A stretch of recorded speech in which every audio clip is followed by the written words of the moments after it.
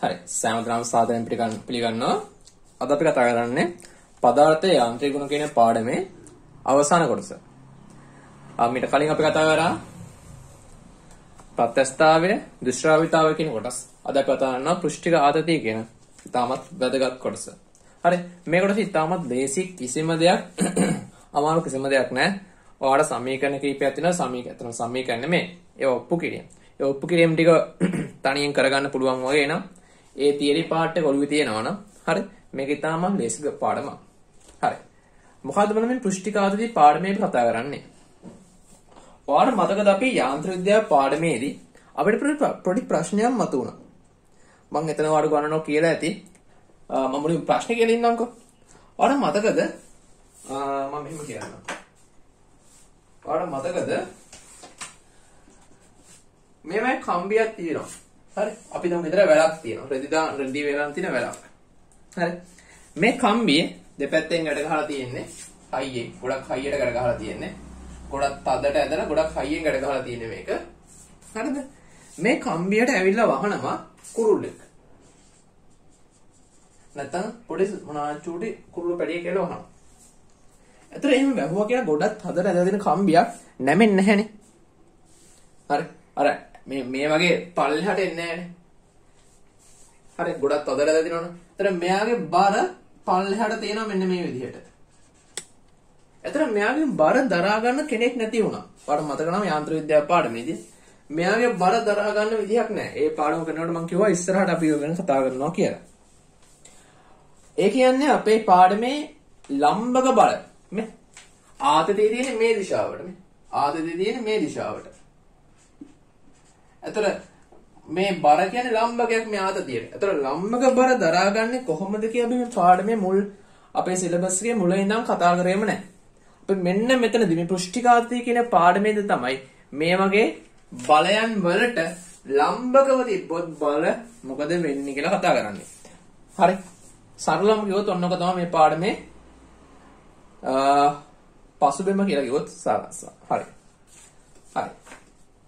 අපේ නෝට් එක ලියන්න.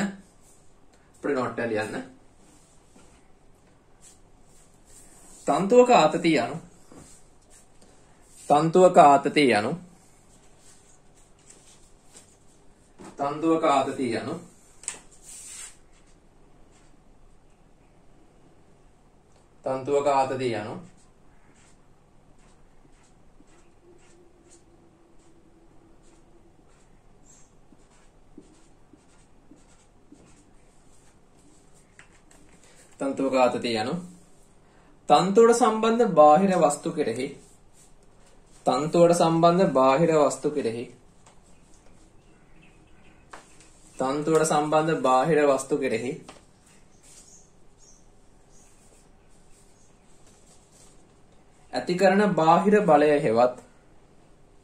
ඇතිකරන බාහිර බලය හෙවත් තන්තුවක ආතතිය යනු තන්තුවට සම්බන්ධ බාහිර වස්තු කෙරෙහි ඇතිකරන බාහිර බලය හෙවත්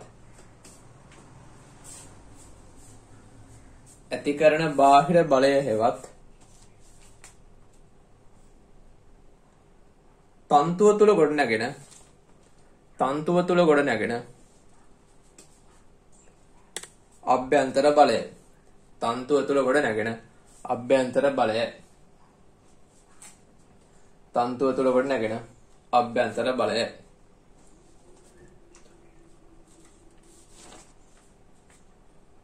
මෙහිදී අප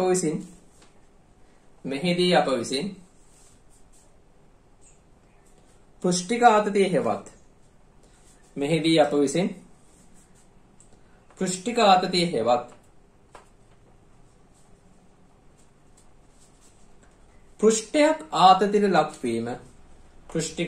හෙවත් පෘෂ්ඨයක්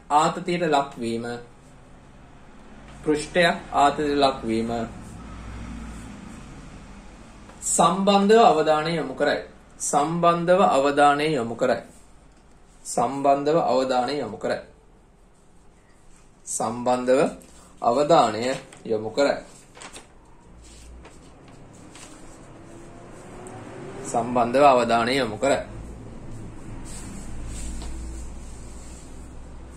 හරි. මොකද්ද මේ කියන්නේ? ඔයාලට මතකයි. මේක කලින් අපි කිව්වා. තන්තුක ආතතිය කියන්නේ මොකද්ද? තන්තුක ආතතිය කියලා කියන්නේ තන්තුවට සම්බන්ධ බාහිර වස්තු කෙරෙහි. මේවා යාන්ත්‍රික විද්‍යාව පාඩමේ උගන්වලා තියෙනවා. හොඳයි. ආයෙත් මම මතක් කරන්නේ නැහැ. තන්තුක ආතතිය කියලා කියන්නේ තන්තුවට සම්බන්ධ බාහිර වස්තු කෙරෙහි ඇති කරන බාහිර බලය හේවත් තන්තුව තුළ ගොඩනගෙන අභ්‍යන්තර බලය. හරි. සරල දෙයක්. දැන් මේ පාඩමේ අපි කතා කරන්නේ පෘෂ්ඨික ආතතිය කියන්නේ පෘෂ්ඨයක් ආදේ ලක්වීම. උදාහරණයක් කිව්වොත් එහෙම හිතන්න දැන් මේ වගේ පෘෂ්ඨයක් තියෙනවා කියලා. මෙන්න මේ වගේ පෘෂ්ඨයක් තියෙනවා කියලා හිතන්න. මෙන්න මේ වගේ. මෙන්න මේ වගේ පෘෂ්ඨයක් තියෙනවා. මේ පෘෂ්ඨය මම හතර වටේම අදිනවා. මෙන්න මේ වගේ. හතර වටේම මේ වගේ අදිනවා.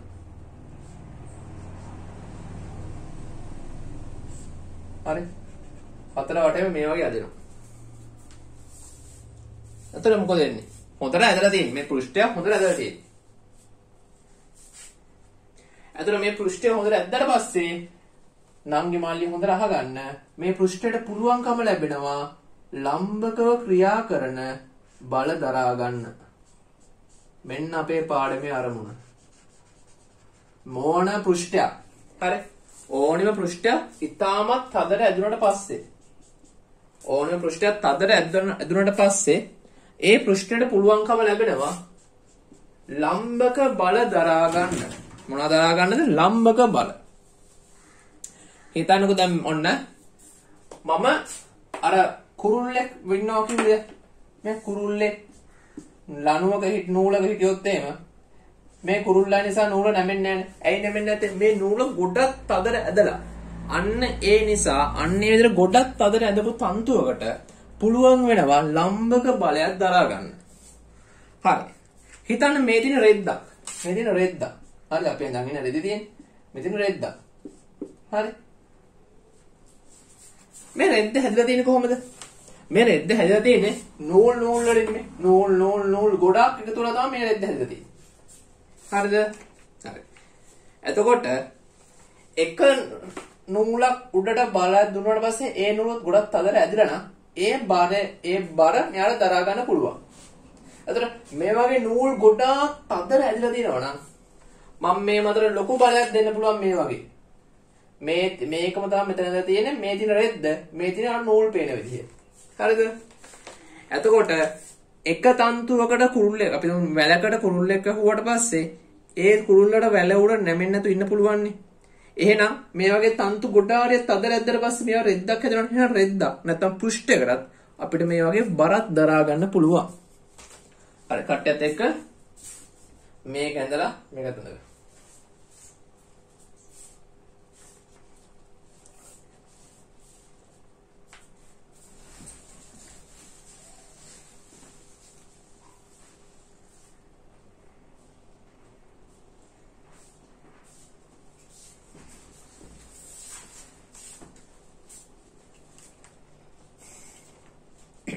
ඉම්මන් කරගන්න.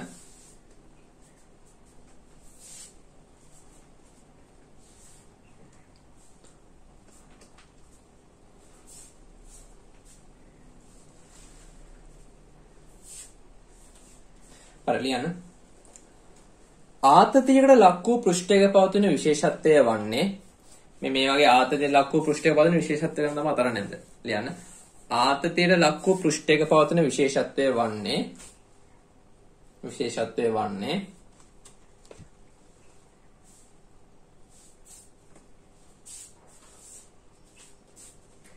එයට ලම්බක බලයක් දරා ගැනීමේ හැකියාවයි.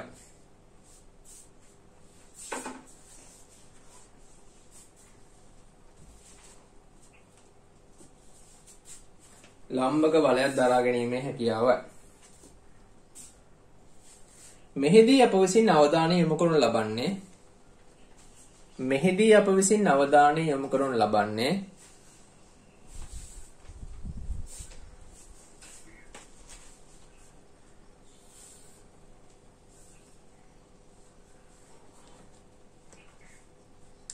ආතතියට ලක් වී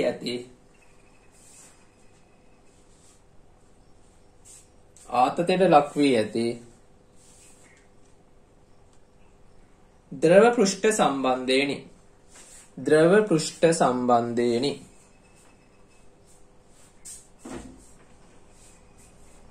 ද්‍රව පෘෂ්ඨ සම්බන්ධේනි.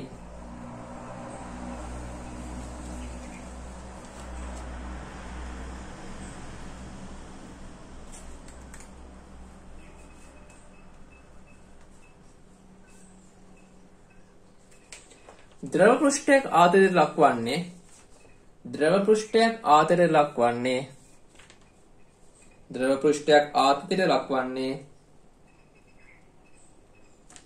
ද්‍රව පෘෂ්ඨයක් ආතතියට ලක්වන්නේ කෙසේද යන්න සලකා බලමු. කෙසේද යන්න සලකා බලමු.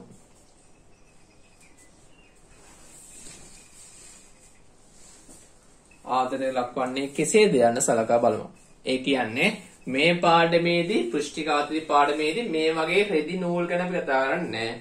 අපි ජලය ද්‍රව ගැන කතා කරන්නේ. එතකොට ද්‍රවය කියන්නේ ද්‍රව පෘෂ්ඨ තියෙන වතුර මතු පිට තියෙන. එතකොට වතුර මතු පිටත් මේක තලයක්. හරිද? ඒකත් අපිට හිතන්න පුළුවන් මේ වගේම දෙයක් තමයි. එතකොට ඔයා දඟලලා දිනවට වතුර මතු පිට චුටි චුටි සත්තු පේනවාද? ගමන් කරනවාද දිය මකුළුවෝ? අර ඒ සත්තුවට වතුරට ඇවිදින්නේ. අන්නේ ඇවිදින්නේ පෘෂ්ඨිකාත්මය පාවිච්චි කරලා. අන්න ඒ සම්බන්ධව තමයි මේ පාඩමේ කතා කරන්නේ. දැන් බලන්න යන්නේ කොහොමද ද්‍රව පෘෂ්ඨයක පෘෂ්ඨිකාතතිය සම්බන්ධ දේ ක්‍රියාකාරම වෙන්නේ කියලා. හරිද? පාඩමේ අරමුණ පැහැදිලිද? මේ පාඩමේ අපි කතා කරන්නේ බලයන්ට ලම්බක බල සම්බන්ධ. එතකොට ඇදිච්ච තන්තු වලින් පුළුවන් ලම්බක බල දරා ගන්න. ඇතර මේ පාඩමේ අපි කතා කරන්නේ ද්‍රව පෘෂ්ඨ සම්බන්ධව. ද්‍රව පෘෂ්ඨයක් කියන්නේ ඇදිච්ච තන්තු පද්ධතියක් වගේ.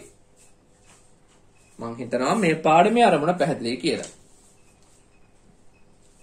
දැන් අපි බලමු කොහොමද ද්‍රව පෘෂ්ඨය තුළ ද්‍රවය තුළ පෘෂ්ඨික ආතති බල ක්‍රියාත්මක වෙන්නේ කියලා. යටින් තරුවක් දාලා ලියන්න. යටින් තරුවක් දාලා ලියන්න.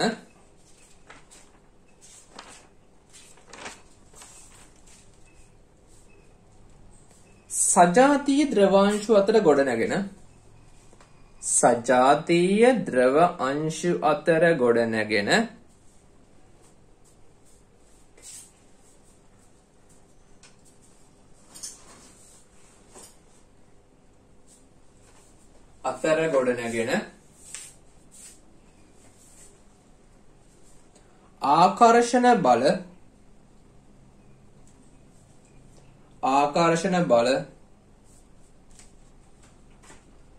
ආකර්ෂණ බල ආසක්ති බල ලෙස හඳුන්වනවා. මෙවලිය චුට්ටක් කපන්න. මෙවලිය සජාතීය ද්‍රවාංශ අතර ගොඩනැගෙන ආකර්ෂණ බල සජාතීය ද්‍රවාංශ අතර ගොඩනැගෙන ආකර්ෂණ බල සංසක්ති බල ලෙසත් චුට්ටක් එතන අරදුනා මට ලියන්න එහෙම. හරි. සජාතීය ද්‍රවාංශ අතර ගොඩනැගෙන ආකර්ෂණ බල සංසක්ති බල ලෙසත්. සංසක්ති කියන බල විශේෂය ඔයා O level කාලේ අහලා තියෙනවා. මන් දන්නේ නැහැ මතකද කියලා. නමුත් O level වල තිබ්බා සංසක්ති ආකර්ෂණ බල ආසක්ති ආකර්ෂණ බල කියලා බල විශේෂ දෙක. මෙන්න මේ බල විශේෂ දෙක මගින් තමයි ද්‍රව පෘෂ්ඨයක් ආතතියට ලක් වෙන්නේ. තරුවක් දාලා ලියන්න කිව්වම අර ලියපු එක ඉස්සරහ කියන්න. සජාතීය ද්‍රවාංශ අතර ගොඩනැගෙන ආකර්ෂණ බල සංසක්ති බල ලෙසත්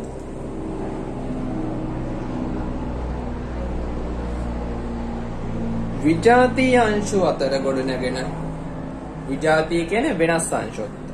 විජාතීය අංශු අතර ගොඩනැගෙන ආකර්ෂණ බල විජාතීය අංශු අතර ගොඩනැගෙන ආකර්ෂණ බල ආසක්ති බල ලෙසත් හඳුන්වයි. ආසක්ති බල ලෙසත් හඳුන්වයි. ආසක්ති බල ලෙසත් හඳුන්වයි.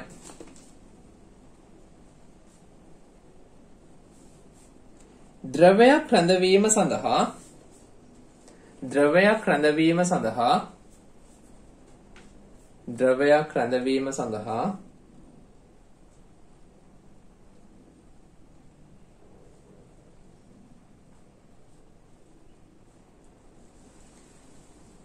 පෘෂ්ඨයක හෝ බඳුනක ආධාරයක් පෘෂ්ඨයක හෝ බඳුනක ආධාරයක් පෘෂ්ඨයක හෝ බඳුනක ආධාරයක් ලබාගත යුතු නිසා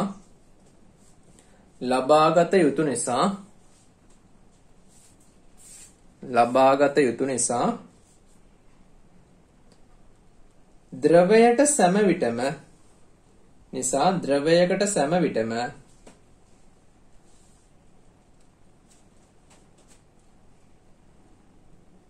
ගැටුම් පෘෂ්ඨ සමග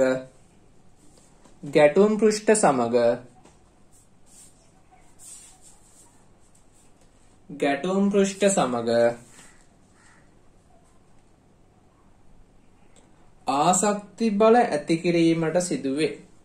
ගැටුම් පෘෂ්ඨ සමග ආසක්ති බල ඇති කිරීමට සිදුවේ.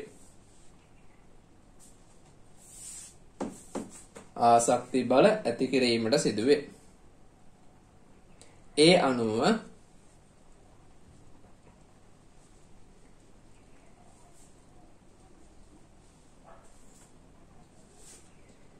සෑම විටම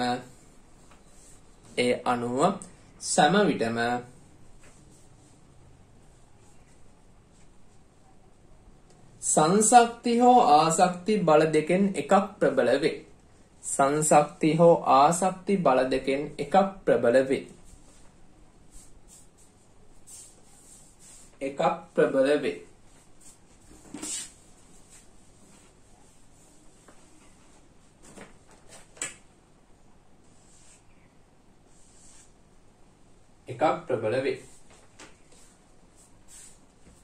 ඒ අනුව ද්‍රව පෘෂ්ඨය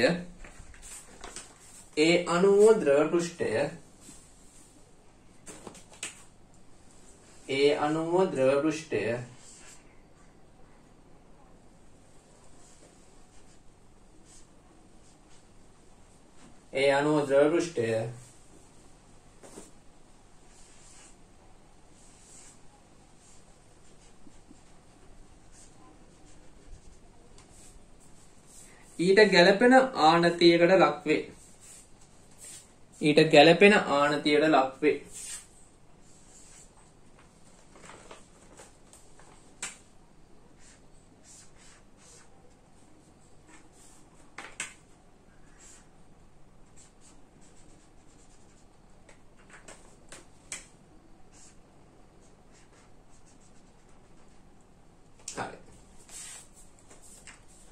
හරි. එතකොට සංශක්ති බල කියලා මෙයාට තමයි සංශක්ති බල කියන්නේ. සංශක්ති බල. මේවා තමයි ආසක්ති බල. සංශක්ති බල කියන්නේ සමාන ಜಾති අතර ගොඩනගෙන බල. හරිය නිකන් අපි ගම් පිරිමි ළමයි දෙන්නේ නැත්නම් ගෑල් ළමයි දෙන්නේ අතර ඇති වෙන යාළුකම් වගේ දේවල් තමයි ඒගොල්ලෝ දෙන්න දෙන රිලේෂන්ෂිප් තමයි සංශක්ති බල කියන්නේ. ආසක්ති බල කියන්නේ ගෑල් ළමයෙකුගේ පිරිමි ළමයෙකුගේ අතර ඇති වෙන සම්බන්ධතාව වගේ දෙයක් තමයි ආසක්ති බල කියලා කියන්නේ.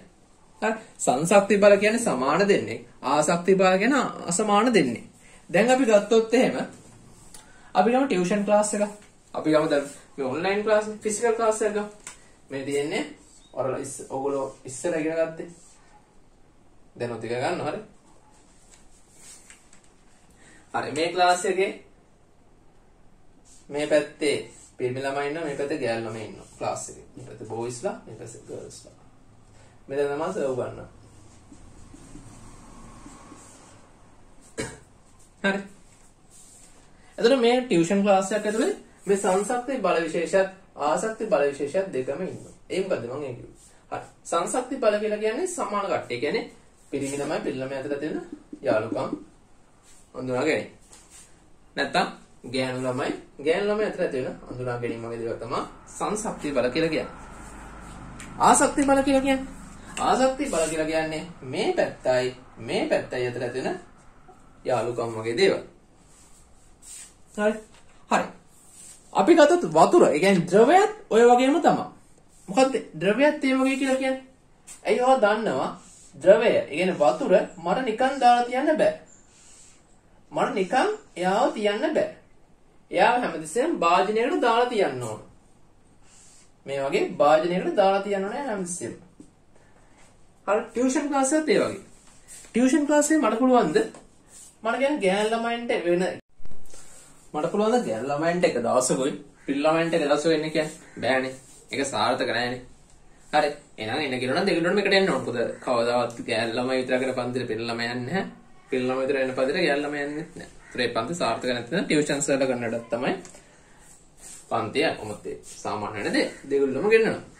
එතකොට දෙකලොටම අතර යාළුවෝද ආකර්ෂණ බල දෙනවා. ඒ වගේම දෙකලොට අතරත් ආකර්ෂණ බල තියෙනවා. ඒ වගේම තමයි වතුරක්. හරි අපි වතුර ගත්තත් අපිට වතුර තනියෙන් දාන්න බෑ. මට වතුර මෙහෙම පා කරලා තියන්න බෑනේ. හරි. එහෙනම් වතුර මම බේසමකට දාන්න ඕන. ඒතර බේසමකට දැම්මට පස්සේ බේසමේ මේ ඒගොල්ලෝ අතරත් ආකර්ෂණ බල තියෙනවා වගේම වතුරයි බේසමේ අතරත් ආකර්ෂණ බල තියෙනවා. එතකොට ඒගොල්ලෝ අතර තියෙන ආකර්ෂණ බල සංසක්තිය ආකර්ෂණ බල වතුරයි බේසමේ අතර තියෙන ආකර්ෂණ බල ආසක්තිය ආකර්ෂණ බල. ඔන්න ඔය සංසක්තිය ආකර්ෂණ බලයි ආසක්තිය ආකර්ෂණ බල අතරින් ප්‍රබල වෙන්නේ කවුද කියන ආකාරය මත මේ ද්‍රව පෘෂ්ඨය මෙන්න මෙයා ඉන්න විදිය වෙනස් වෙනවා. අන්න ඒක ගැන අපි කතා කරන්න ඕනේ.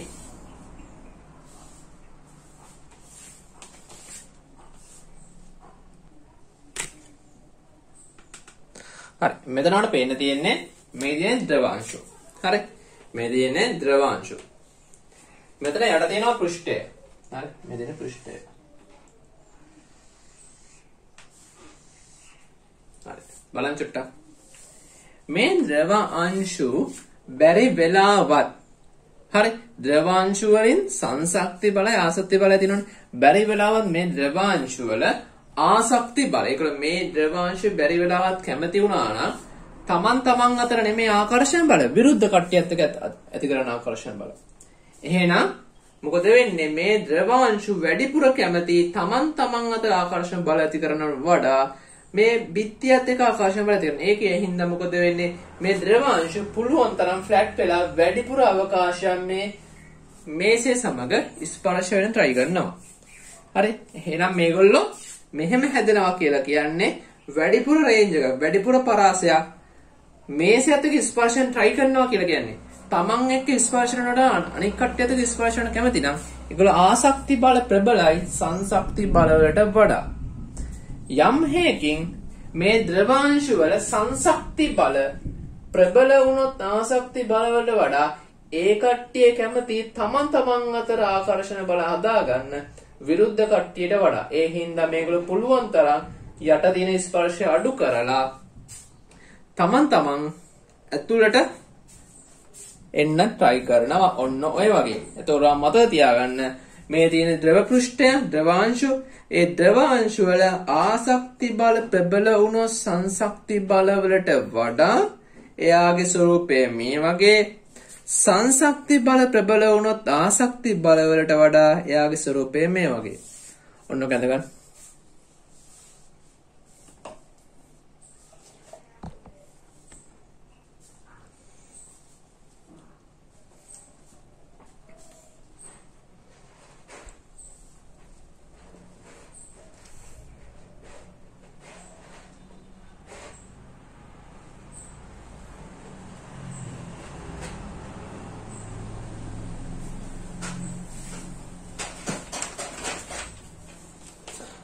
හරි. යටින් තරුව දාලා යන්න. පහත දක්වා ඇත්තේ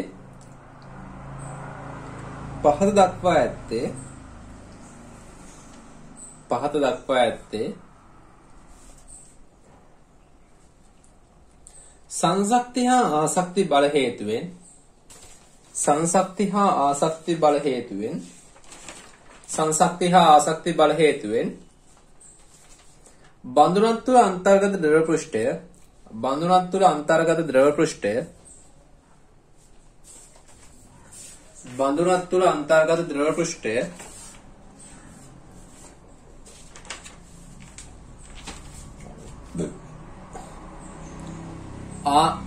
ද්‍රව පෘෂ්ඨය ආතතියකට ලක්වන අයුරුයි. හරි මේ තියෙන්නේ වතුර බේසමකට බේසමකට වතුර දාලා තියෙනවා. හරි. ඒ බේසම දින වතුර බැරි වෙලාවත් ආසක්ති බල ප්‍රබල වුණොත් මේ වතුර වැඩිපුරම උත්සාහ කරනවා මේ බේසමත් එක්ක සම්බන්ධ වෙන්න. එහෙනම් මොකද වෙන්නේ? ඒ බේසම දින වතුර දෙපැත්තෙන් උඩට නගිනවා පුළුවන් තරම් බේසමත් එක්ක සම්බන්ධ වෙන විදිහට. බැරි වෙලාවත් මේ බේසම දින වතුර වලට සංසක්ති බල ප්‍රබල වුණොත් එහෙනම් ඒගොල්ලෝ කැමති නෑ මේ බේසමත් එක්ක වැඩි සම්බන්ධ වෙන්න. කැමති තමන්ගේ කට්ටියත් එක්ක සම්බන්ධ වෙන්න. එහෙනම් පුළුවන් තරම් මේ බේසම විකර්ෂණය කළා මේ ඇතුළට හැරෙනවා. එතකොට මෙහෙම මේවට කියන්නේ ද්‍රව මාවක මේ ඉහළ පෘෂ්ඨයට කියන්නේ ද්‍රව මාවක. ඔයා මෙහෙම ද්‍රව මාවකයක් දැක්කොත් ඔළුවේ තියාගන්න මේ තියෙන්නේ ආසක්ති බල ප්‍රබලයි සංසක්ති බල වලට වඩා මේ තියෙන්නේ සංසක්ති බල ප්‍රබලයි ආසක්ති බල වලට වඩා. මේක අදගන්න.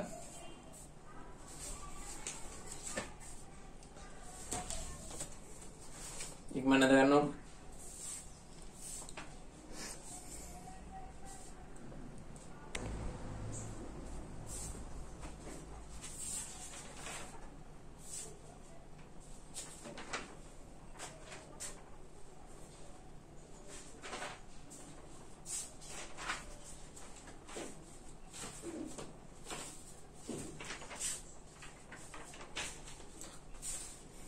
හරි ඔය ටික මතක තියාගන්න. තාම මේ පාඩමට ඇතුළු වුණේවත් නැහැ. හරිද? ඔයා මතක තියාගන්න. ද්‍රව පෘෂ්ඨයක් ආතතියට ලක් වෙන්නේ මේ සංසක්ති බල ආසක්ති බල කියන බල විශේෂ දෙක නිසා. ඒතර ඔය බල දෙකම නිසා පෘෂ්ඨයක් ආතතියට ලක් වෙනවා. හැබැයි ආතතියට ලක් වෙන ස්වરૂපය වෙනස් වෙනවා. වෙනස් වෙන බලය අනුව. බැරි වෙලාවත් ආසක්ති බල ප්‍රබල වුණොත් එහෙම මේ වගේ ද්‍රව මාවකයක් මේවා දැකලා දන්නවා මේවා. සංසක්ති බල ප්‍රබල වුණොත් මේ වගේ ද්‍රව මාවකයක්. යටින් චුටි අනුමාත්‍රිකා දාලා ලියන්න.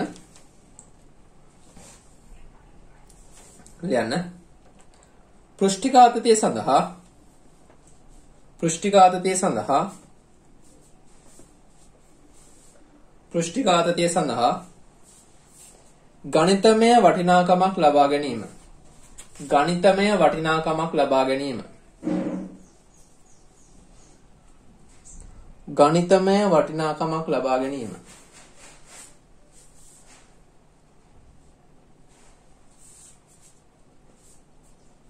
ගණිතමය වටිනාකමක් ලබා ගැනීම.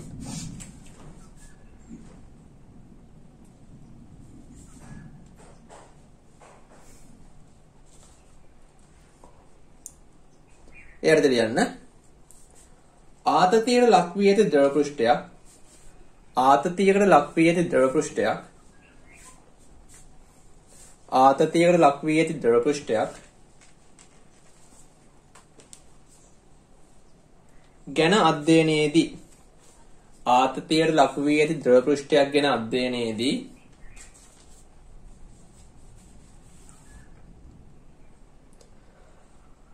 අභ්‍යන්තර බලයක් වන ආතති බලයට අභ්‍යන්තර බලයක් වන ආතති බලයට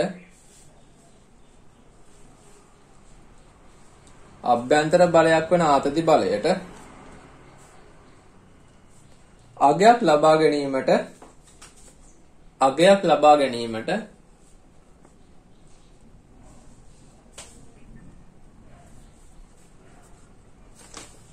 අගයක් ලබා ගැනීමට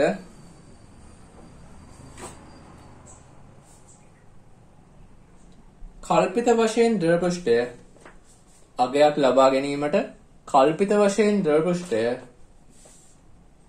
කල්පිත වශයෙන් ද්‍රව පෘෂ්ඨය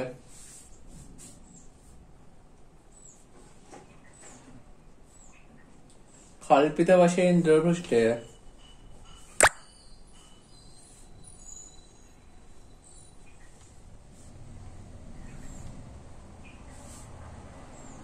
වෙන් කර ගැනීමට සිදුවේ. වෙන් කර ගැනීමට සිදුවේ.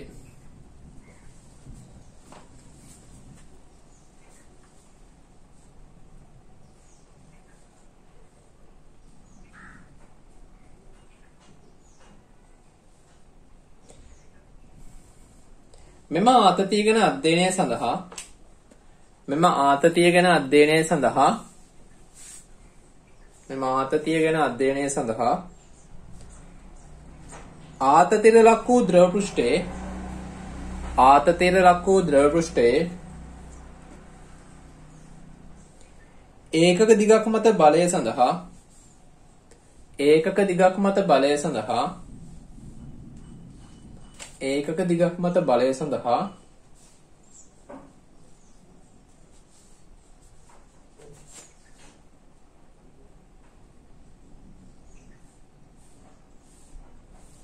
අගයක් අර්ථ දක්වනු ලබයි. අගයක් අර්ථ දක්වනු ලබයි. අගයක් අර්ථ දක්වනු ලබයි. හරි.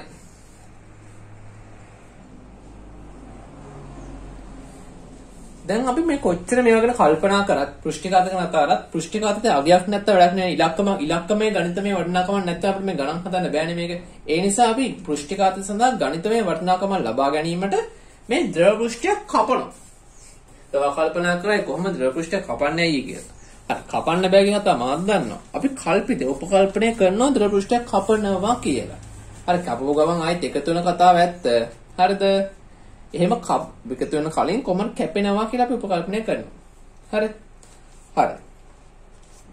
චුටි අනුමාත්‍රකාවක් දාලා ලියන්න. පෘෂ්ඨික ආතති සංගුණකය. පෘෂ්ඨික ආතති සංගුණකය. පෘෂ්ඨික ආතති සංගුණකය.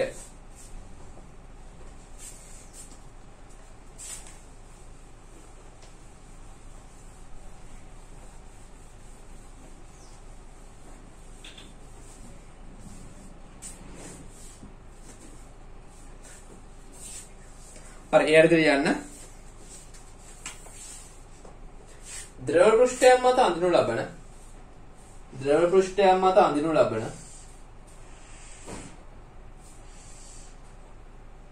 ද්‍රව පෘෂ්ඨයක් මත අඳිනු ලබන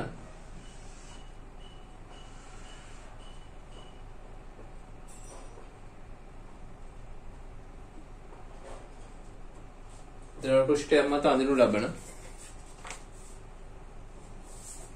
කල්පිතමය ඒකක දිගති කල්පිතමය ඒකක දිගති කල්පිතමය ඒකක දිගති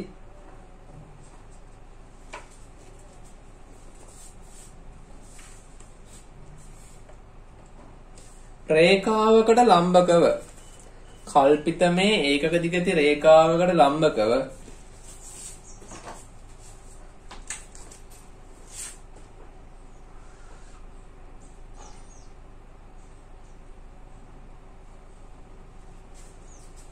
ඒකක දිගති රේඛාවට ලම්බකව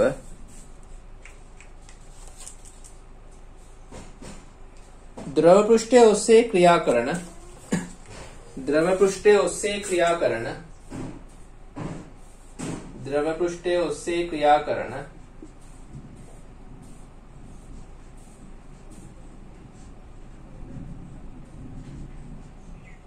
ද්‍රව පෘෂ්ඨය ඔස්සේ ක්‍රියා කරන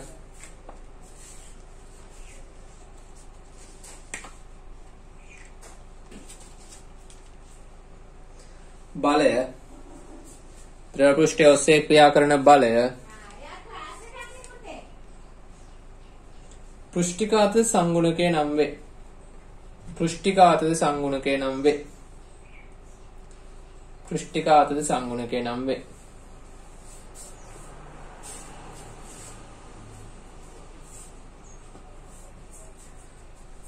හරි බලන්නට හරිම ලේසි සමීකරණයක් තියෙනවා හොඳ. මේ තියෙන ද්‍රව පෘෂ්ඨයක්. මේ තියෙන මේ ද්‍රව පෘෂ්ඨයක් මේ තියෙන්නේ. මේ තියෙන ද්‍රව පෘෂ්ඨයක්. හරි. මේ ද්‍රව කලින් කතා කරලා ද්‍රව පෘෂ්ඨය. හොඳ. මේ ද්‍රව පෘෂ්ඨය මම කපනවා. මේ කැපුවා. මේ ද්‍රව පෘෂ්ඨය මම කැපුවා. කැපුවට පස්සේ මොකද වෙන්නේ? ඔයා දන්නවා වතුර ටික මම මෙහෙම පීයෙන් කැපුවොත් එහෙනම් මොකද? ආයෙත් උඩට එකතු වෙනවා.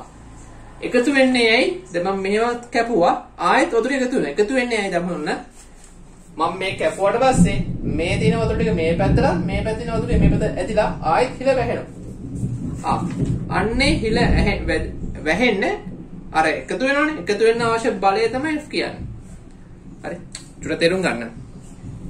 මම කැපුවට පස්සේ ආයෙත් හිල වැහෙනවනේ. වැහෙන්නේ කොහොමද? යම් බලයක් නිසානේ. ඒ බලය තමයි F කියලා ගත්තේ. එහෙනම් පෘෂ්ඨිකාත සංගුණකය කියලා කියන්නේ ද්‍රව පෘෂ්ඨයක් මේ තියෙන්නේ අඳුරු ලබන කල්පිතමේ හිතින් මවාගත්ත ඒකක දිගති රේඛාවට ලම්බකව ද්‍රව පෘෂ්ඨය ඔස්සේ ක්‍රියා කරන බලය තමයි පෘෂ්ඨිකාත සංගුණකය කියලා කියන්නේ. ඒතර සංගුණකය කියලා කියන්නේ මොකද්ද? කැපිටල් T පෘෂ්ඨිකාත සංගුණකය සමානයි බලය බෙදීම දිග.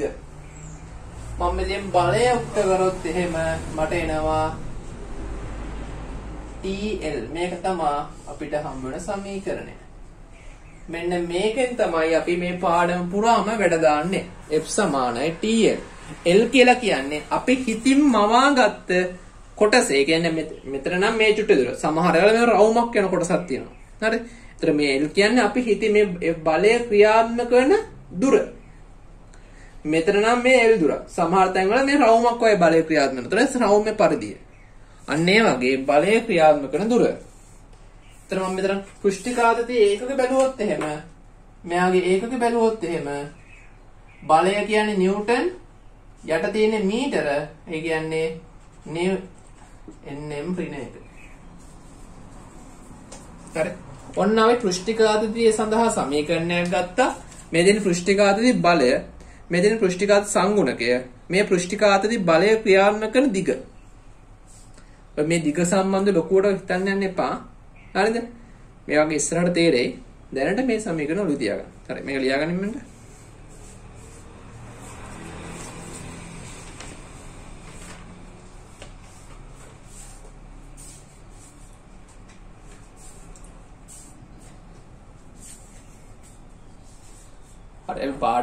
පාඩමේ අදාළ දේවල්ට යන්න කලින් පාඩමේ වටපිටාව ගැන අඳුරගෙන ඉන්න එපා. හරි. අපිට මුලින්ම හම්බුන සමීකරණය තමයි පෘෂ්ඨිකාත සංගුණකයේ සමානයි බලය බෙදීම දිග. ඔය තමයි අපි පළවෙනි සමීකරණය. මෙතනින් පස්සේ වැදගත් කොටසක් තියෙනවා ස්පර්ශ කෝණය. මේක ලියලා ඉවර ගන්නවා කියන්න. ස්පර්ශ කෝණය. ඔය ස්පර්ශ කෝණයත් පෘෂ්ඨිකාත සංගුණකයේ පෘෂ්ඨික ආදතය කියන පාඩමේ ඉතාමත් වැදගත් කොටසක්. කියන්නේ එකම දේ තමයි පෘෂ්ඨිකාත්තිය කියන දේම එක කලවම් වෙච්ච දාම පෘෂ්ඨිකාත්ති කෝණය කියලා කියන්නේ. හරි. මේක ලියලා ඉවරන ලියන්න අනුමාත්‍රිකාවක්. චුටි අනුමාත්‍රිකාව ලියන්න ස්පර්ශ කෝණය. ස්පර්ශ කෝණය.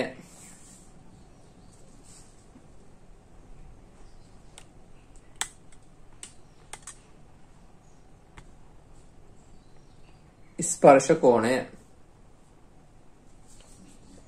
එයාට ලියන්න ද්‍රවයක් පෘෂ්ඨයක් සමග ගැටෙනුයේ ද්‍රවයක් පෘෂ්ඨයක් සමග ගැටෙනුයේ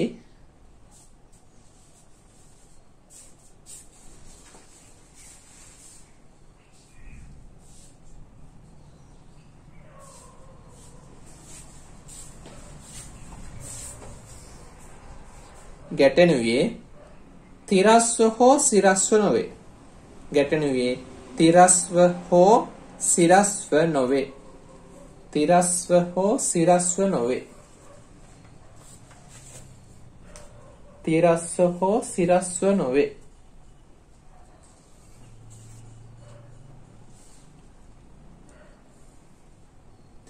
එනම්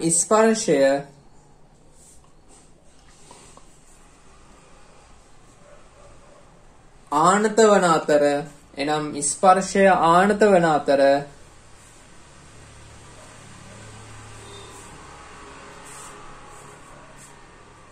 පෘෂ්ඨික ආතති බලයද ආනත වේ. පෘෂ්ඨික ආතති බලයද ආනත වේ. පෘෂ්ඨික ආතති බලයද ආනත වේ.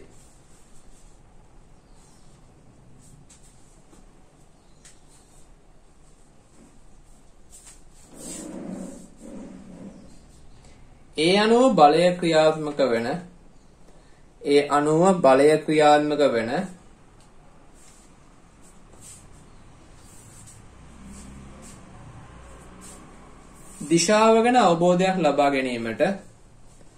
දිශාව ගැන අවබෝධයක් ලබා ගැනීමට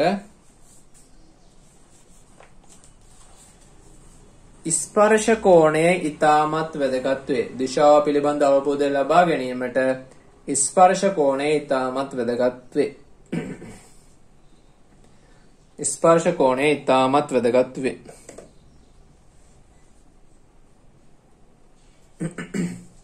ඉතාමත් වැදගත් වේ.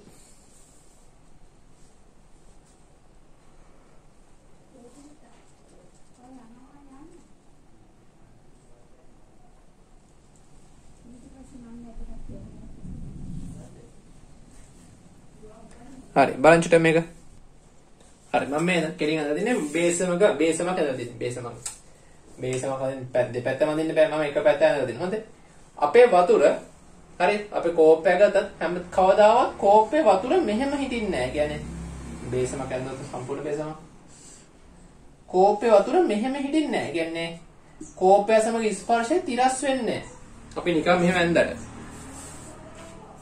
හරි. තිරස් වෙන්නේ නැහැ. එතකොට මොකද වෙන්නේ? මොකද වෙන්නේ? මෙහෙම වුණා නම් මෙහෙමනේ බලය හිටින්නේ. ඒ බලය ගැන දැම්ම හිතන්න යන්න එපා. හරි? ඔය බලය ගැන හිතන්න යන්න එපා. දැනට මතක තියාගන්න මේ ද්‍රවයක් මේ පෘෂ්ඨත් සමග ස්පර්ශ වෙනකොට කියලා තිරස්ව ස්පර්ශ වෙන්නේ නැහැ. හැමතිස්සෙම ස්පර්ශන්නේ ආනතව. හරිද? ඒ වගේම දැන් මෙතන මෙහෙම අඳින්නම් මම චුට්ටක් මේක. ඔන්න මේ වතුර බේසමක් අඳින්නේ.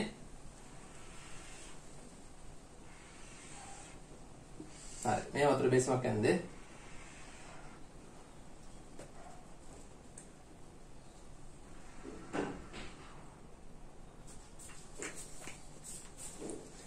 මේ වතුර බේසමේ අර කලින් ඇඳා වගේ දැන් මම මෙහෙම ඇඳලා දන්නවා. මේ බල දෙකෙන් මොන බලයද ප්‍රබල? ආසක්ති බලය ප්‍රබලයි. එතකොට බලන්න මෙයා මෙහෙම එලිලා ඉන්නේ මෙහෙම ඉන්නේ. එතකොට නංගි මල්ලි හරිද මේ ද්‍රව පෘෂ්ඨය ඇදෙනවා. ඇදෙනකොට මේ ද්‍රව මේක රවුමට ඇද්දොත් එහෙම මේ රවුම නෙමෙයි. මේක රවුමක් නෙමෙයි. මේ ද්‍රව පෘෂ්ඨය මේ රවුමේ වටේම තියෙනවා.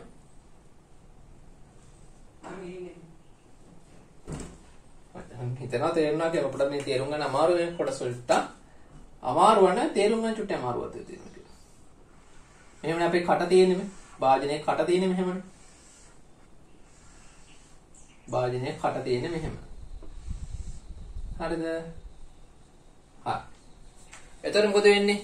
වාජනයේ කට මෙහෙම තියෙනකොට මම යටත් අඳිනම රවුමට ඒතරත් තවත් තේරුම් ගන්න ලේසි. හරි. ඒතර උඩක් හොඳට දැන් තේරුම් ගන්න පුළුවන්. දැන් එතකොට මේ වතුරේ මෙහෙම ස්පර්ශ වුණාට පස්සේ මෙන්න මෙහෙම තමයි තියෙන්නේ.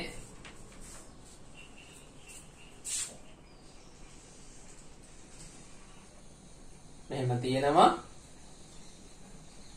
බලන්න.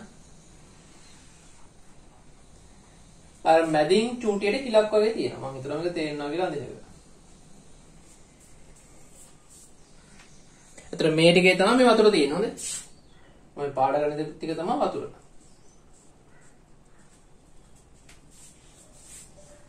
එතකොට මෙන්න මේ කොන මෙන්න මේ කොන මෙන්න මේක.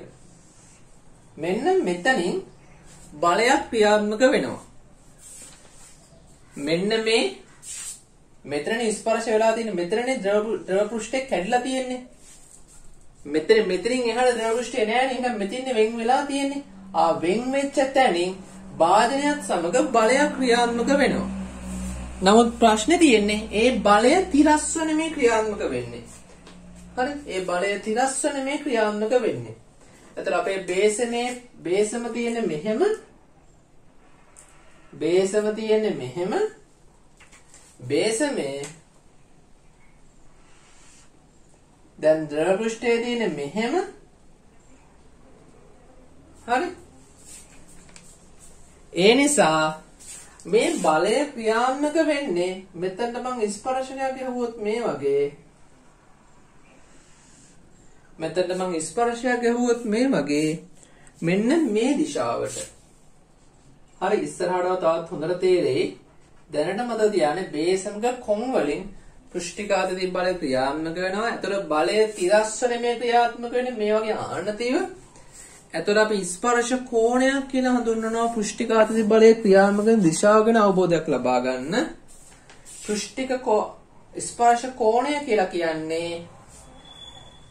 ස්පර්ශ කෝණය කියලා කියන්නේ හොඳට බලන්න. ස්පර්ශ කෝණය කියලා කියන්නේ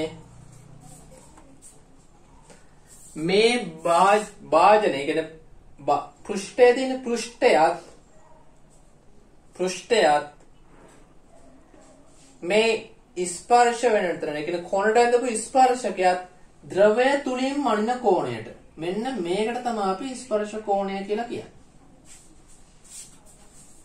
මේ අවස්ථාවේදී මේක මොන කෝණයක්? සුළු කෝණයක්. ඒ කියන්නේ මේක ආසක්ති බල ප්‍රබලයි සංසක්ති බල වලට වඩා. එහෙනම් මෙන්න මේ θ කියන කෝණය කුඩා වෙනවා අංශක 90ට වඩා. හරි? ඊට පස්සේ අනික් අවස්ථාව කරපියමු. මෙන්න වගේ ඊළඟ අවස්ථාව.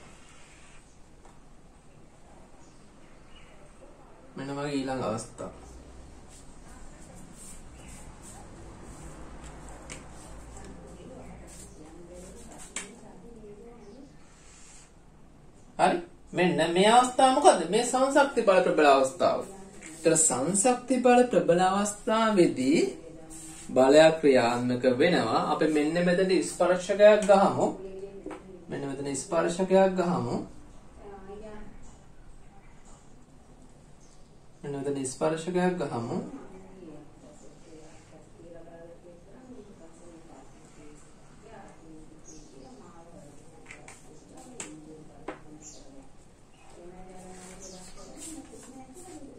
හරි? කොහොමද පොඩක් ඇත වුණාම පොඩක් තව ආනත කරලා දෙන්නම් ඒක තව ලේසි වට. හරි මෙන්න. හරි. එතකොට මම ඔයාලට කිව්වා ස්පර්ශ කෝණය කියන්නේ මොකද්ද? භාජනයත් ස්පර්ශකයත් අතර ද්‍රවය තුලින් මනින කෝණය. මෙන්න මෙයාට තමයි අපේ ස්පර්ශ කෝණය කියලා කියන්නේ. මේ අවස්ථාවේදී මොකද්ද මේක?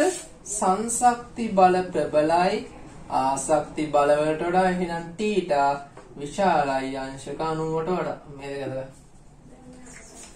ස්පර්ශ කෝණය කියලා කියන්නේ භාජනයත් ද්‍රවයත් ස්පර්ශ වෙන්නේ මොන වගේ ආනතියකින්ද?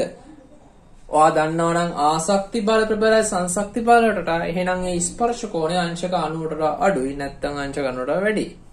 කීයටවත් අංශක 90 වෙන් ස්පර්ශ වෙන්නේ නැහැ. ඉතාමත් කලාතුරකින් ඇරෙන්න. හරි ඔක දැනගනින්න මන්ට.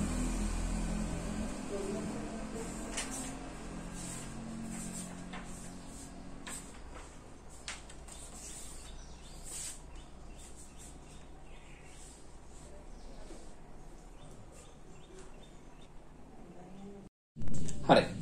එතනින් පස්සේ ස්ටුඩන්ට් මාතෘකාව ලියන්න. කේශික උද්ගමනය. මේ කේශික උද්ගමනය කියන වචන නම ඕලේ කාලෙත් අහලා තියෙනවා. හොඳ? හරි ලියන්න කේශික උද්ගමනය. ඊට චුටි නෝට් එකක් ලියමු. නෝට් එක ඉවට සම පැහැදිලි කරන්න මොකද්ද මේ කියන්නේ කියලා. ලියන්න. කුඩා අරයක් සහිත කේශික නල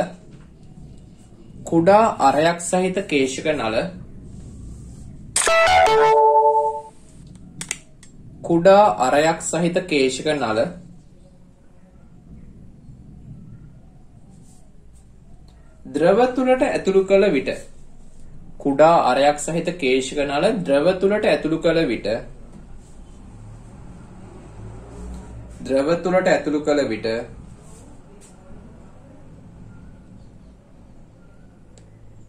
සංසක්ති ආසක්ති බලවල කුඩා අරයක් සහිත කේශික නල ද්‍රව තුලට ඇතුළු කළ විට සංසක්ති හා ආසක්ති බලවල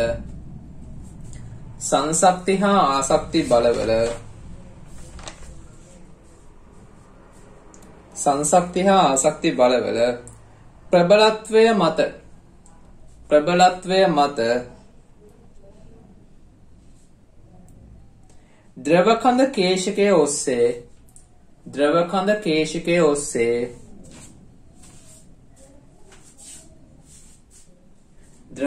කේශකයේ ඔස්සේ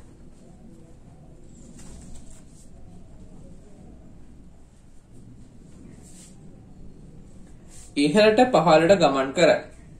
කේශිකයේ ඔස්සේ ඉහළ පහළ ගමන් කරයි. ලියා ගන්නම් පැහැදිලි කරන තචුට්ටේ. කේශිකය ඔස්සේ ඉහළ පහළ ගමන් කරයි.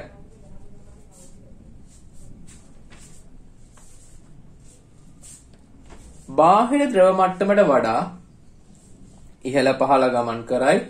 බාහිර ද්‍රව මට්ටමට වඩා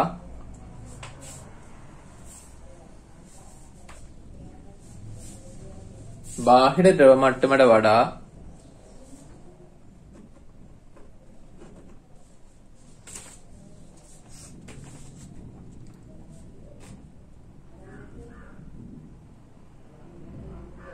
බාහිර ද්‍රව මට්ටමට වඩා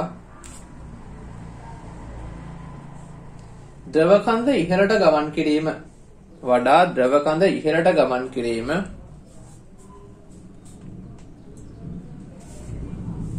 ද්‍රව කන්ද ඉහළට ගමන් කිරීම කේශික උද්ගමනය ලෙසත්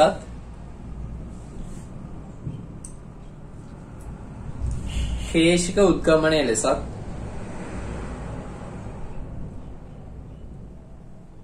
කේශික උද්ගමනය ලෙසත්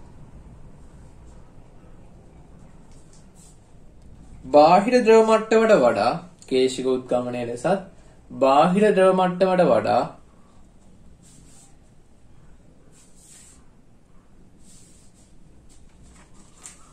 බාහිර ද්‍රව මට්ටමට වඩා ද්‍රව මට්ටම පහතර ගමන් කිරීම ද්‍රව මට්ටම පහතර ගමන් කිරීම ද්‍රව මට්ටම පහතර ගමන් කිරීම කේශික පාතනයයි කේශික පාතනයයි කේශික පාතනයයි. හරි බලන්න චුට්ටක් මේක තමයි බාහිර. මේ දැන් මේ කේශික නලයක් දාන්නේ. තාමත් චූටි හීනි නලයක් මේ වතුරට දාලා තියෙන්නේ. මේක තමයි බාහිර මට්ටම.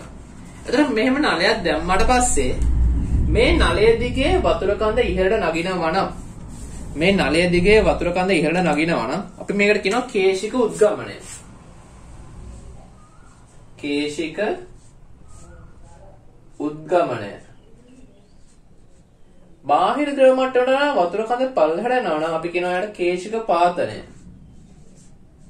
කේශික පාතනය. දැන් දැක්ක ගමන් කියන්න පුළුවන් මේ කේශික උද්ගමනයේදී මොන බලද ප්‍රබල? අනිවාර්යෙන් මේ බලන්න මේ වක්‍රය ඒ හින්දාවට කියන්න පුළුවන් මේ අවස්ථාවේදී ආසක්ති බල ප්‍රබලයි සංසක්ති වලට වඩා. එහෙනම් මේ අවස්ථාව දැක්කම ඔයාලට කියන්න පුළුවන් සංසක්ති බල ප්‍රබලයි ආසක්ති බල වලට වඩා. කේශික උද්ගමනය කියලා කියන හරිය සරල දෙයක්. මොකක්ද කේශික උද්ගමනය කියලා කියන්නේ? ඊටමත් කේශික නලයක් ද්‍රවයට දැම්මට පස්සේ ඒ ද්‍රවයේ දිගේ කේශික නලය ඇතුළෙන් ද්‍රව කඳ ඉහළට ගමන් කිරීම හෝ පහළට ගමන් කිරීම තමයි කේශික උද්ගමනය හෝ කේශික පාතනය කියලා කියන්නේ. හරි ඔය දෙක අඳගන්න ඉන්නට. ඉක්මනට අඳගන්න. මේක රෙකෝඩ් එකක් බලන්න. රෙකෝඩ් එකක් හින්දා මේක මෙතනින් පෝස් කරලා අඳගන්න. හරි මෙතනින් අපි යනවා ඊට පස්සේ යනවා මෙන්න මේ කේශික උද්ගමනය සඳහා අගයක් ගන්න. මෙන්න මෙයාට ගණිතමය උත්තරයක් ගන්න යන්නේද? හරි මෙන්න මෙතනින් දැන් තමයි පටන් ගන්න අපේ පාඩම හරියටම. හොඳ මෙච්චරලා අපි හඳුන්වා දීමක් කරේ මොනවද? පෘෂ්ඨිකාතදී බලයක් කියන්නේ මොකද්ද? පෘෂ්ඨිකාතදී සංගුණකය කියන්නේ මොකද්ද? ස්පර්ශ කෝණය මොකද්ද? කේශික උද්ගමනය කියන්නේ මොකද්ද? ඔන්න දැන් තමයි අපි කේශික උද්ගමනය සඳහා ගණිතමය ප්‍රකාශයක් ගන්න පෘෂ්ඨිකාතදී භාවිතයෙන් යන්න හදන්නේ. චුටි තරුවක් දාලා චුටි යන මාතෘකාව ලියන්න. කේශික උද්ගමනයට ගණිතමය ප්‍රකාශයක් ලබා ගැනීම. කේශික උද්ගමනයට ගණිතමය ප්‍රකාශයක් ලබා ගැනීම. හරි බලගන්න චුට්ටක්. ඔන්න මම කියනවා දැන් මෙතන මෙහෙම තමයි කේශික උද්ගමනය තියෙන්නේ. මෙයා සිම්පල් h උසක් උඩට ගිහිල්ලා තියෙනවා. හොඳ මන්න සිම්පල් h උසක් උඩට ගිහිල්ලා තියෙනවා දැන් මෙයා. එතකොට දැන් මෙයාගේ වක්‍රතාවය නිසා පෘෂ්ඨිකාතදී බල ඇති වෙනවා මේ ද්‍රව පෘෂ්ඨයේ ඉවර වෙන තැනින්. ඒ කියන්නේ මේ වටෙන්ම. එහෙනම් පෘෂ්ඨිකාතදී බල ඇති වෙනවා මෙතන ස්පර්ශයක් ගහනවා මෙන්න මේ පැත්තට ඇති වෙනවා. හරිද? මෙන්න මේ විදිහට. වටෙන්ම ඇති වෙනවා. හොඳ? එතන මෙතන මම කෝණය අදින්නම්. මෙතන මම කෝණය දාන්නම් θ කියලා. ඒ කෝණයම තමයි මේ පැත්තේ තියෙන්නේ. මේ ඔප්පු කිරීම තනියෙන් කරගන්න පුළුවන්කම තියෙන්න ඕන ඔයාට මේ පාඩම හොඳට පුළුවන් වෙන්න නම්. හරි. ඔන්න එහෙනම් මම දන්නවා බලය සමානයි පෘෂ්ඨිකාතද සංගුණකයේ වාරය දිග. දැන් කොහොමද මෙහෙම වතුර කඳක් උඩට ඉස්සිලා තියෙන්නේ? පොඩ්ඩක් බලන්නකෝ. ශක්ති සංස්පියෙන් පොඩ්ඩක් බලන්න. මෙහෙම වතුර කඳක් උඩට ඉස්සිලා තියෙන්න නම් උඩට ඇදලා තියෙන බලයක් තියෙන්න ඕනේ නේද? උඩට බලයක් තියෙන්න ඕනනේ. අන්නේ බලය තමයි මේ පෘෂ්ඨිකාතදී බලය කියලා කියන්නේ. එහෙනම් මෙන්න මේ බලය සමාන වෙනවා මේ ද්‍රවයේ පෘෂ්ඨිකාතද සංගුණකය. මේ ද්‍රවයේ පෘෂ්ඨිකාතද සංගුණකය වාරයක් දිගට පෘෂ්ඨිකාතද බලය ක්‍රියාත්මක වෙන දිග මොකද්ද? මෙන්න මේකේ රවුම. ඒ කියන්නේ පරිධිය 2 5 මෙයාගේ අරය මම r කියලා ගන්නම්කෝ. මෙයාගේ අරය r 2 5 r. හරි. මේ බලය මොකද්ද මේ පොඩක් මොන ගන්නකෝ. දැන් මට ඕනේ මොකද්ද? මෙන්න මේ උඩට ගිහිල්ලා තියෙන. මෙන්න මෙතනින් මේ උඩට ගිහිල්ලා තියෙන මෙන්න මේ වතුර කඳ. මම මේ කළු පාටින් මේ සකරන දාපු වතුර කඳ උඩට උස්සලා මෙහෙම උඩට උස්සලා තියාගන්න බලය හොයාගන්න එක. හරි. ඔන්න බලන්නකෝ. අපි දන්න සමීකරණය මොකද්ද? අපි දන්නවා F සමානයි TL. එතකොට මට ඕනි එකම බලය මොකද්ද? මට ඕනි මේ වතුර කඳ උඩට උස්සලා තියාගන්න බලය. එහෙනම් මෙතන ආනතිය සහිතව තියෙන මේ බලය මම විභේදනය කරනවා. මේ බලය මම මෙහෙටත්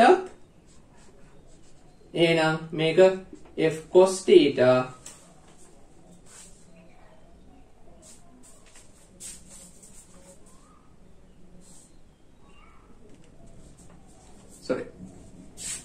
මේක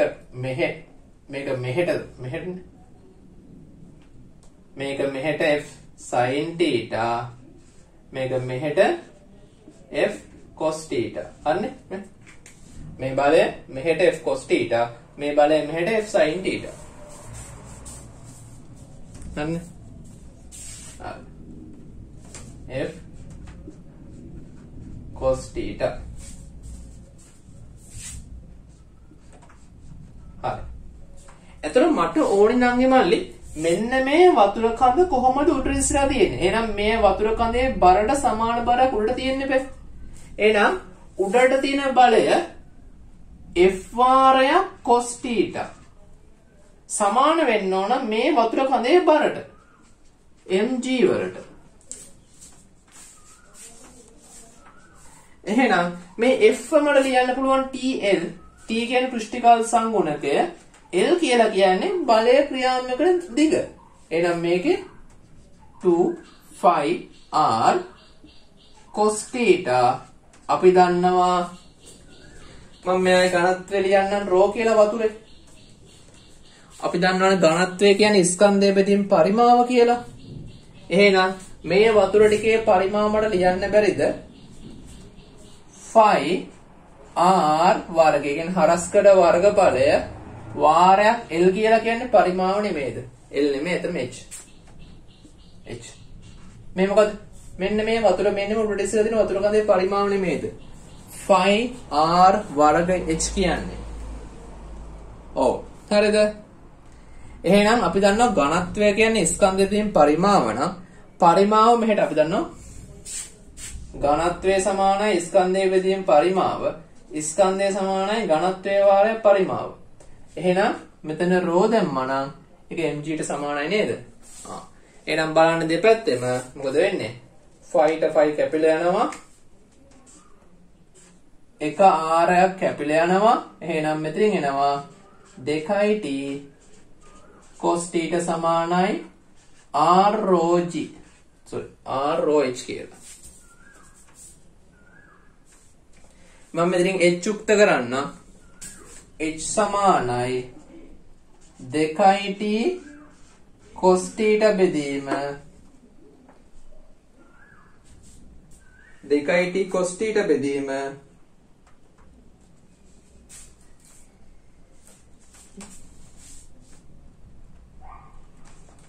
පොඩි වැරද්දක් වුණා. මම මේ ලිව්වේ m වලට උත්තරය. මෙතන g එකක් තියෙනවා. හරිද? අපි ස්කන්ධයනේ ස්කන්ධය ලියන්නේ ඝනත්වයේ වාරයක් පරිමාව මෙහෙම. එතන මෙතන mg නේ තිබ්බේ බරනේ. එහෙනම් මෙතන තව g එකක් එන්න ඕන නේද? මම මෙතෙන් h උක්ත කරනකොට මේ අනිත් ඔක්කොම පල්ලෙහාට යනවා. r rho g විදිහට. මම ඉස්සරහ පැහැදිලි කරන්නම්.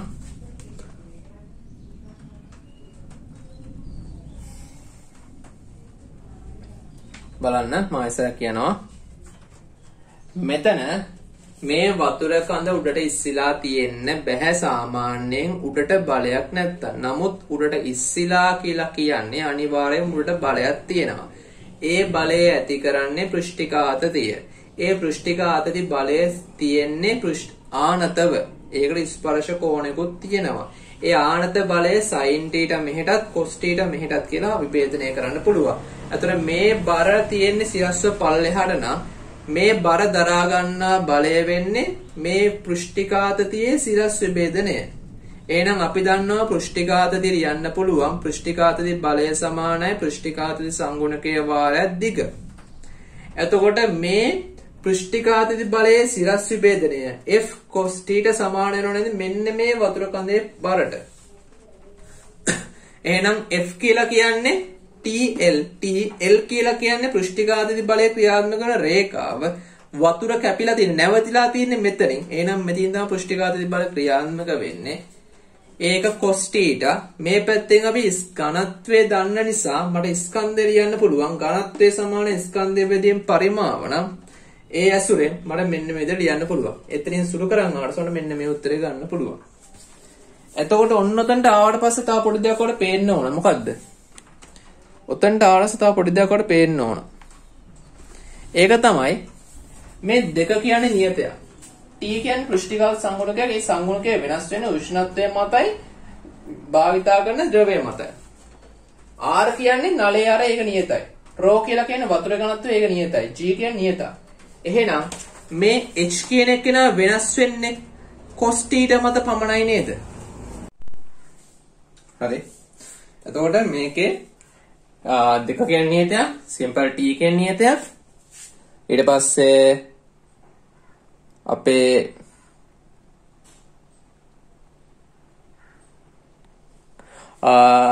R කියන්නේ නියතය, ρ කියන්නේ නියතය, G කියන්නේ ගුරුත්වාකර්ෂණය. ඒතර ඔක්කොම නියත. H වෙනස් වෙන කවුරු මතද? cos θ මත වෙනස් වෙනවා. ඒ කියන්නේ ස්පර්ශ කෝණය මත ඔය වතුර කඳ උඩ නගින ප්‍රමාණය තීරණය වෙනවා. එතකොට ඔයා දන්නවා cos θ එක අගය පරාසය. cos වලට යන්න පුළුවන් අගය වෙනස් වෙන්නේ ඍණ එකේ ඉඳන් ධන එක දක්වා. එතකොට ධන එක මෙතන ඍණ cos වල අගය පරාසය මොකද? ඔයා දන්නවනේ. cos වල වාක්‍යයන් දොත් එමෙයා ඍණ එකේ ඉඳන් ධන එකට වෙනස් වෙන්නේ. එතකොට cos වලට ගන්න පුළුවන් උපරිම අගය එකයිනේ. එක මෙතනට cos වලට ගන්න පුළුවන් උපරිම අගය අවස්ථාවේ දෙන h වලට උපරිම අගය ලැබෙන්නේ. එහෙනම් cos වලට එක ලැබෙන්නේ කොතනද? cos වලට එක ලැබෙන්නේ හරි cos වලට එක ලැබෙන්නේ කොයි අවස්ථාවේද? cos වලට එක ලැබෙන්නේ θ බිඳුව වුණොත් තමයි cos θ සමානයි 1 වෙන්නේ. එතකොට තමයි h max අපිට හම්බ වෙන්නේ. h max කොච්චරද? මෙයා 1 වුණාට පස්සේ 2t r rho g මේක තමයි නම් මල්ලි අපිට ගන්න පුළුවන් කේශික උද්ගමනය සඳහා ගන්න පුළුවන් උපරිම වැලියු එක. හරි. ඒ කියන්නේ කේශික උද්ගමනය සඳහා ප්‍රකාශය මේක, කේශික උද්ගමනය සඳහා ගත හැකි උපරිම වැලියු එක මේක. ඒ උපරිම වැලියු එක වෙන්න නම් ස්පර්ශ කෝණය බිඳුවක් වෙනවා. ස්පර්ශ කෝණය බිඳුවක් වෙනවා කියලා කියන්නේ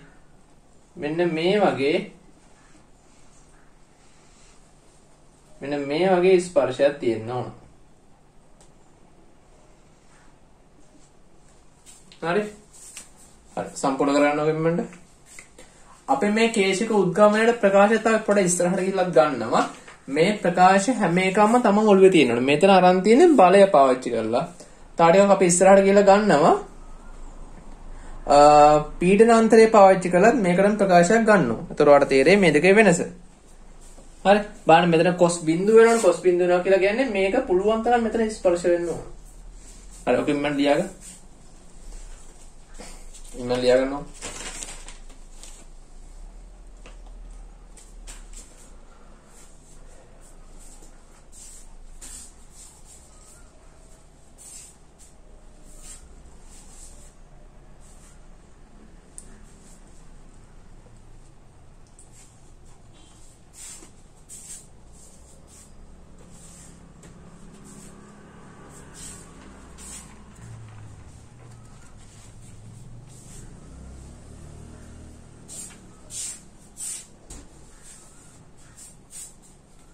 හරි මේ රෙකෝඩින් එක පෝස් කරලා මේක ලියා ගන්න.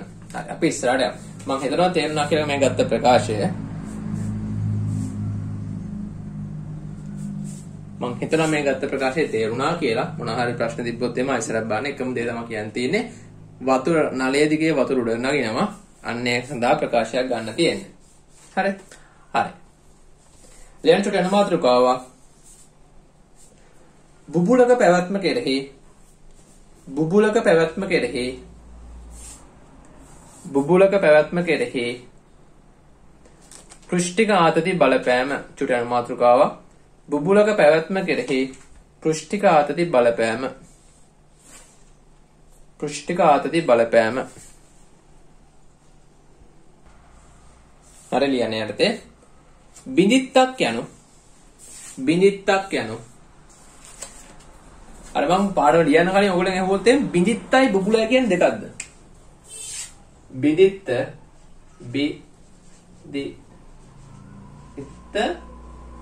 බුබුල වතුර බිඳිති වතුර බුබුලු අහලා තියෙන්නේ බිඳිත්තයි බුබුලයි කියන්නේ දෙකක්ද මම පොඩි ප්‍රශ්නයක් අහනවා නා ගොඩක් කට්ටිය සමහර කට්ටිය උත්තර දෙනවා ගොඩක් කට්ටිය උත්තර දෙනවා මේ දෙක එකක් කියලා නෑ නංගි මල්ලි මේ දෙක දෙකක් බිඳිත්ත කියන්නේ එකකට බුබුල කියන්නේ තව එකකට අපි බලමු මේ දෙකේ වෙනස මොකක්ද කියලා ලියමු බිඳිත්තක් යනු වාතය හා ගැටෙන එක් ද්‍රව පෘෂ්ඨයක් බිඳිත්තක් යනු වාතය හා ගැටෙන එක් ද්‍රව පෘෂ්ඨයක් වාතය හා ගැටෙන එක් ද්‍රව පෘෂ්ඨයක්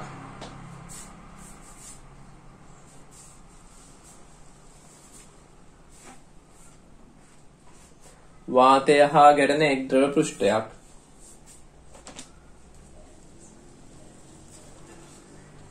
පමණක් අන්තර්ගත බිඳිත්තක් යනු වාතය හා ගැටෙන එක් ද්‍රව පෘෂ්ඨයක් පමණක් අන්තර්ගත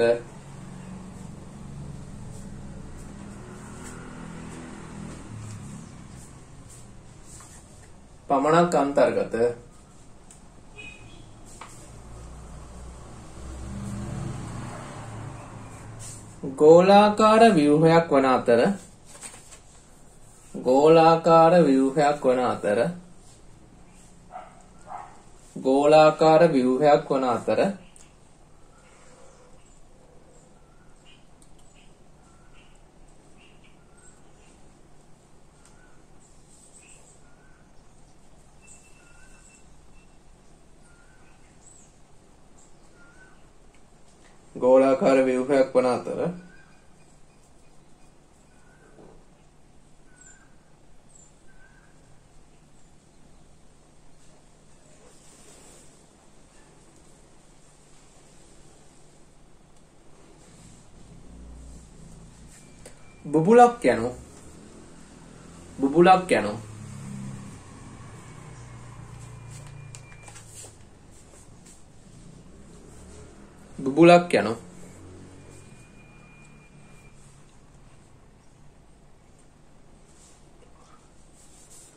බුබුලක් යනු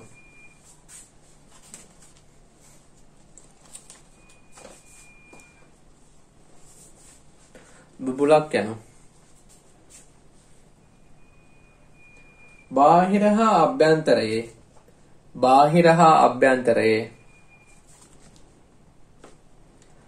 ආතතියට ලක් වූ පෘෂ්ඨ දෙකකින්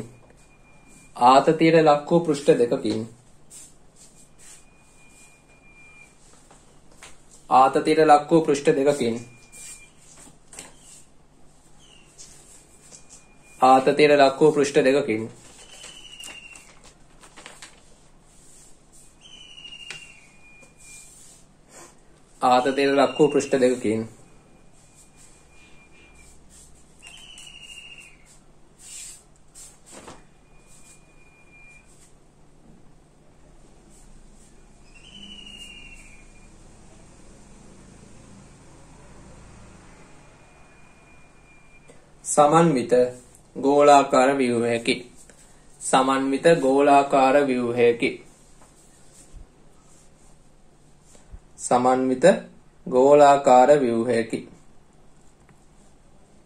හරි මොකක්ද බලන්න බිඳිත්තක් කියන්නේ? බිඳිත්තක් කියන්නේ වතුර බිඳුව. අර වහින්නේ. බුබුලක් කියලා කියන්නේ සබන් බෝලයක්. නැත්නම් කෙන බෝලයක්. සබන් බෝල තියෙන්නේ. හරි. බිඳිත්තක් කියලා කියන්නේ අර වහිනකොට වැටෙන වතුර වගේ. බුබුලක් කියන්නේ සබන් බුබුල තියෙන්නේ. අන්න ඒව. හරි. ඔන්න ඔය දෙක වෙනස්. ඔය පොඩ ඔබද තියාගන්න. ඔන්න ඔය විදිහට බිඳිත්තක් මේ වගේ වෘත්තාකාර මෙහෙම තියෙන්නේ කොහොමද? බිය වෙලා වීස් වෙලා යන්නේ නැතුව බුබුලක් කොහොමද මේ වගේ තියෙන්නේ කියලා අපි කතා කරන්න යන්නේ පෘෂ්ඨික ආතතිය භාවිතා කරලා. හරි. ඒකටම ලියන්න. මෙම ව්‍යුහයන් වල ඇතුළත පීඩනය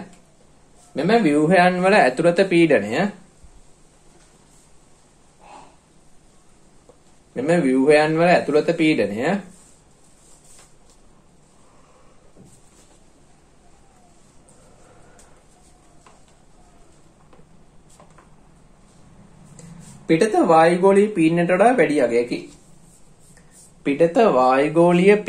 වඩා වැඩි අගයකි.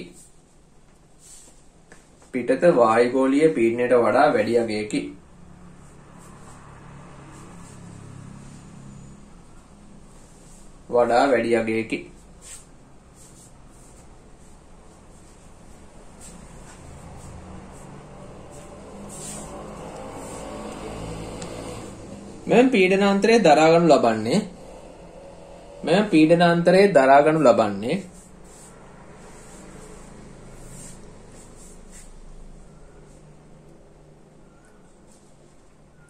දරාගනු ලබන්නේ ආතතියට ලක් වී ඇති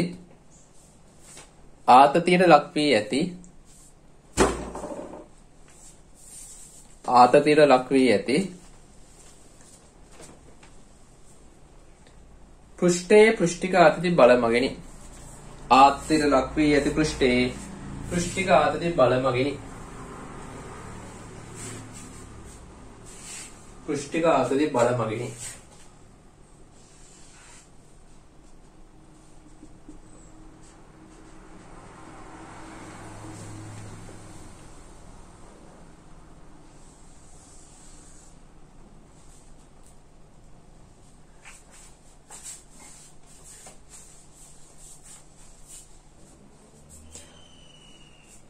හරි. මම මේ ඇදලා දෙන්නේ බිඳිත්තක්. බිඳිත්තක් කියන වතුර බෝලයක්. හරි සබන් බෝල නෙවෙයි වතුර බිඳුවක ඇදලා දෙන්නේ. ඒ වතුර බිඳුවේ බාහිර වතුර බිඳුව ටික පොඩ්ඩක් මෙහෙම තියෙනවා. ඇතුළත වතුර බිඳුව හැමතැනම ඇන්දේ නෑ මම. මේ වතුර බිඳුව ඇතුළත පීඩනය මම P1 කියලා ගත්තා. පිටත පීඩනය මම P2 කියලා ගන්නවා. ඒ කියන්නේ වායුගෝලීය පීඩනය. හරි මේ හැමතැනම වතුර බිඳුව තියෙනවා. හොඳ. මම ඒවා හැම එකක්ම දෙන්නේ කියේ නෑ.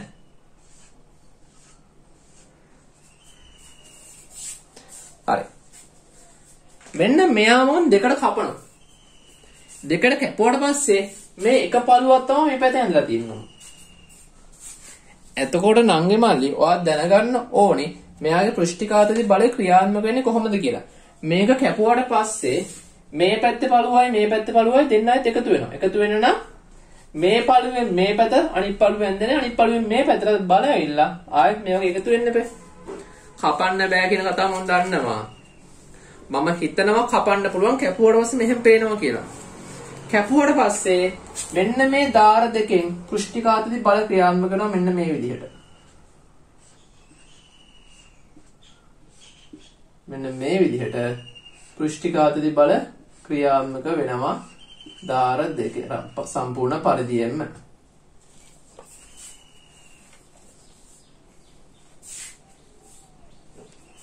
එතකොට මේක ඇතුළේ යම් පීඩනයක් තියෙනවා.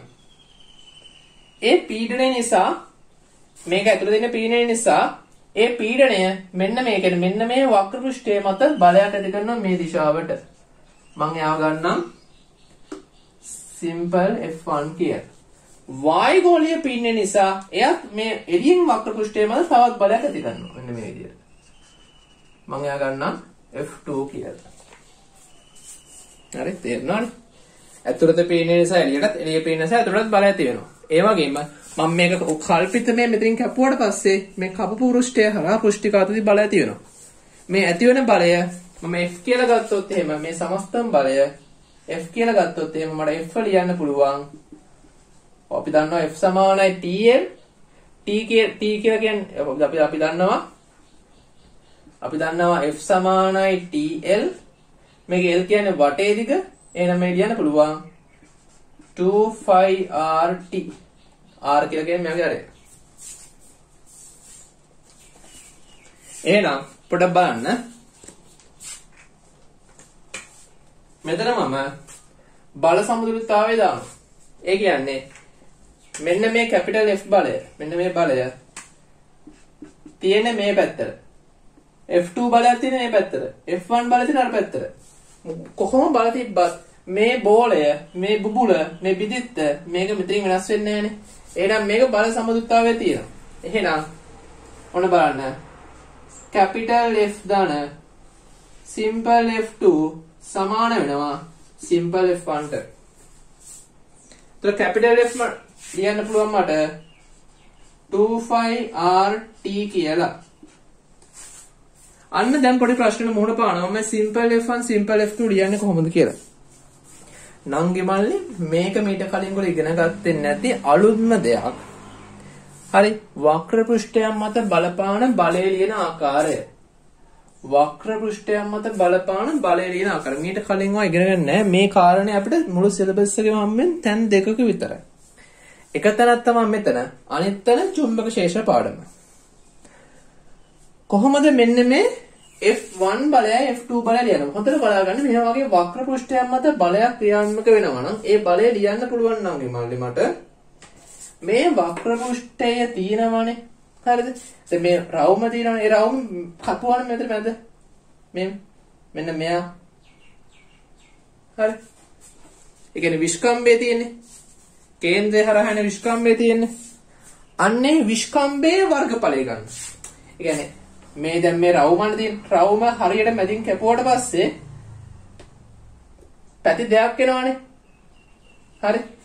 හරි නිකන් ඇපල් ගෙඩියක් නැත්නම් මොනවා දොඩම් ගෙඩියක් දෙකට කැපුවට පස්සේ මේ පැත්තේ රවුමයි මේ පැත්තේ රවුමයි කියලා රවුම් දෙකක් එනවනේ මේ වගේ. මෙන්න මේ වර්ගඵලය ගන්න. තේරෙනවද මේ දොඩම් ගෙඩිය කැපුවා. දොඩම් කැපුවාට පස්සේ මේ පැත්තේ රවුමයි මේ පැත්තේ රවුමයි. මේ දින එක කෑල්ලක් මේ දින අනිත් කෑල්ල. ඒතර මෙන්න මේ වර්ගඵලය ගන්න. ඒ කියන්නේ මෙන්න මෙයා හොඳට මතක තියාගන්න. මේ ගොඩක් වැදගත් හොඳ. phi r වර්ග. එයාගේ හරස්කර වර්ගඵලය. ඉස්කම්බේ හරහා යන. ඒක වාරයක් මේ F2 නේ තියෙන්නේ. F2 තියෙන එළිය තියෙන පීඩනය P2 සමානයි phi r වර්ග P1 කොහොමද හැම එකෙම phi තියෙනවා. හැම එකෙම r එකක් තියෙනවා. එහෙනම් 2t ධන P2r සමානයි P1r. මම මෙයා මෙහෙට යවන්න. එහෙනම් 2t සමානයි P1r ඍණ P2r. එහෙනම් P1 ඍණ P2 වාරයක් R සමානයි 2යි t. එහෙනම් P1 ඍණ P2 ඒ කියන්නේ පීඩනාන්තරය සමානයි 2යි t බෙදීම R. ඉතාමත් වැදගත් සමීකරණයක් ගත්තා. මේ මොකක්ද ආවේ මට? මේ බිඳිත්තක් තුල ඇතුළත පීඩනයයි පිටත පීඩනයයි අතර අන්තරයට උත්තරයක් ගත්තම ඔයාලා ඉස්සරහට තේරෙයි මේක ගොඩක් වැදගත් නේද කියලා. ඒ කියන්නේ පීඩනයේ බුබුලක හෝ බිඳිත්තක ඇතුළත පීඩනය වැඩි එළිය පීඩනයට වඩා. ඒ නිසා තමයි මේක කොහොමද මෙහෙම තියෙන්නේ. ඒ තියෙන්නේ පෘෂ්ඨික ආදී බල මගින් පීඩන අන්තරයට උත්තර මම මෙහෙම ගත්තා. හරි. ලියා ගන්න මේක.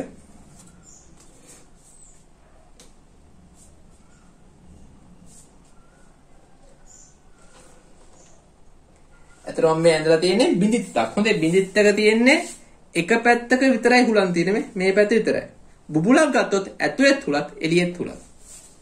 මේ ඇඳලා තියෙන්නේ බිඳිත්තක්. මේක ඇඳගනින්න මන්න. ඊට පස්සේ අපි තොට්ටෙන් බලමු බුබුලක මොකද වෙන්නේ කියලා.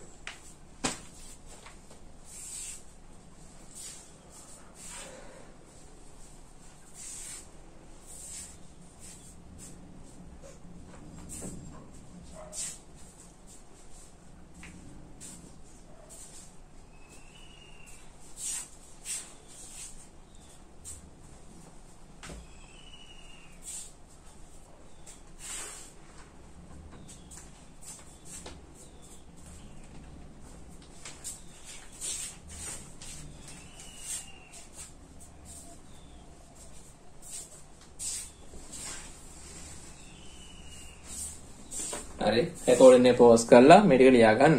හරි. තරුවක් දාලා ලියන්න.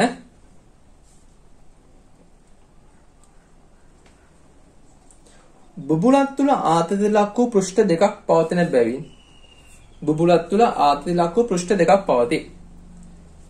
බුබුලක් තුල ආතතිර ලක් වූ පෘෂ්ඨ දෙකක් පවතී. බුබුලක් තුල ආතතිර ලක් වූ පෘෂ්ඨ දෙකක් පවතී.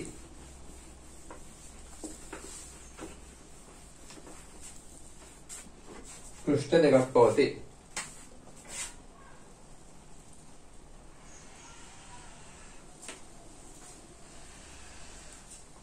පෘෂ්ඨ දෙකක් පවතී.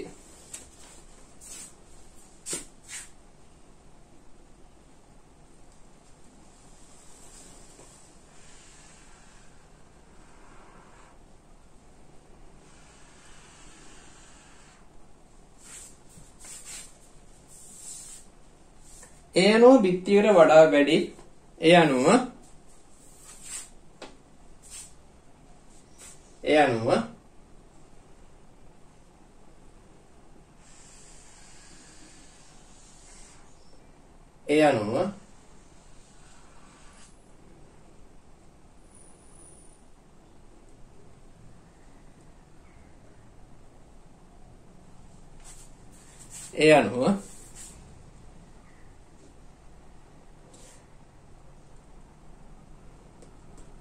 බිඳිත්තකට වඩා වැඩි පීඩන අන්තරයක් ඒ අනුව බිඳිත්තකට වඩා වැඩි පීඩන අන්තරයක්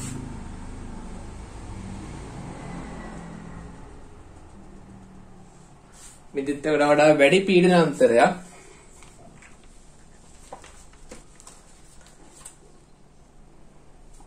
බුබුලකට දරාගත හැක.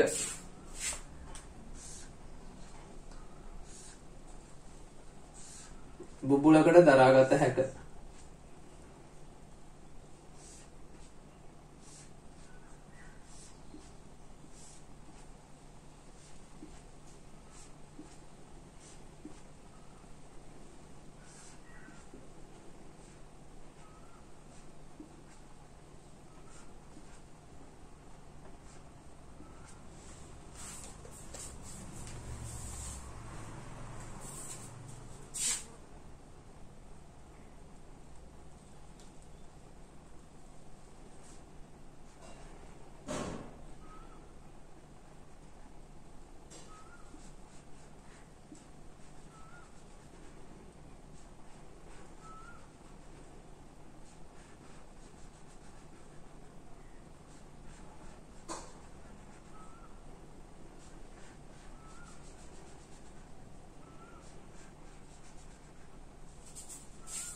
බලාගන්න චුට්ට.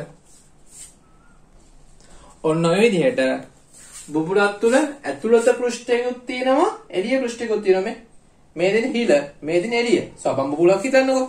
අතර මේ ඇතුළත පෘෂ්ඨයනොත් පෘෂ්ඨිකාදී බල ක්‍රියාත්මක වෙනවා එළිය පෘෂ්ඨයනොත් ක්‍රියාත්මක බල ක්‍රියාත්මක නිසා බිඳිත්තකට වඩා බුබුලක ලොකු පෘෂ්ඨිකාදී බලයක් ක්‍රියාත්මක කරන්න පුළුවන්. ඒ නිසා වැඩි පීඩන අන්තරයක් දරා ගන්න පුළුවන්.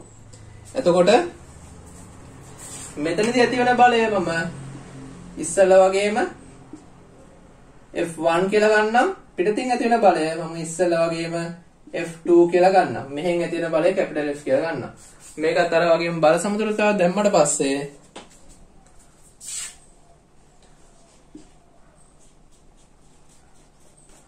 බලන්න මෙතන කේන්ද්‍රයේ තියෙන්නේ. හරි.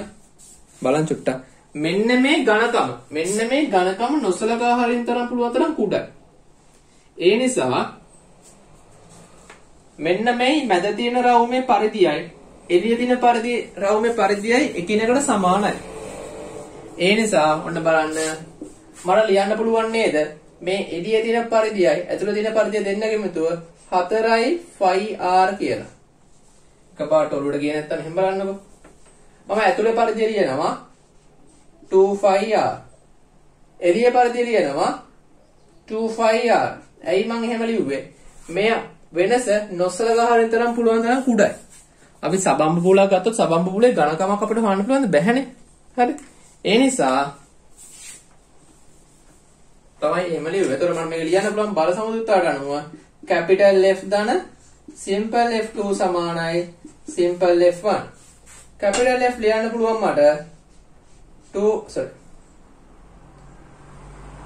4යි 5 RT ධන F2 මම ලියන්න පුළුවන් මෙයාගේ හරස් කර වර්ගඵලය ගන්න 5R වර්ග ඇතුළත පීඩනය මම ලියන්නම්කෝ මෙතන ඉස්සෙල්ලා වගේම P1 එළිය පීඩනය P2. ඒතර F2 කියන්නේ එළියේ P2 සමානයි 5R වර්ගය P1. දන්න දේවල් කපලා දාමු. මෙතන 5 R 4යි T ධන RP2 සමානයි RP1. එතකොට මොකද වෙන්නේ? මෙයාව මම මෙහෙට යවනවා RP1 ඍණ RP2 සමානයි 4යි T.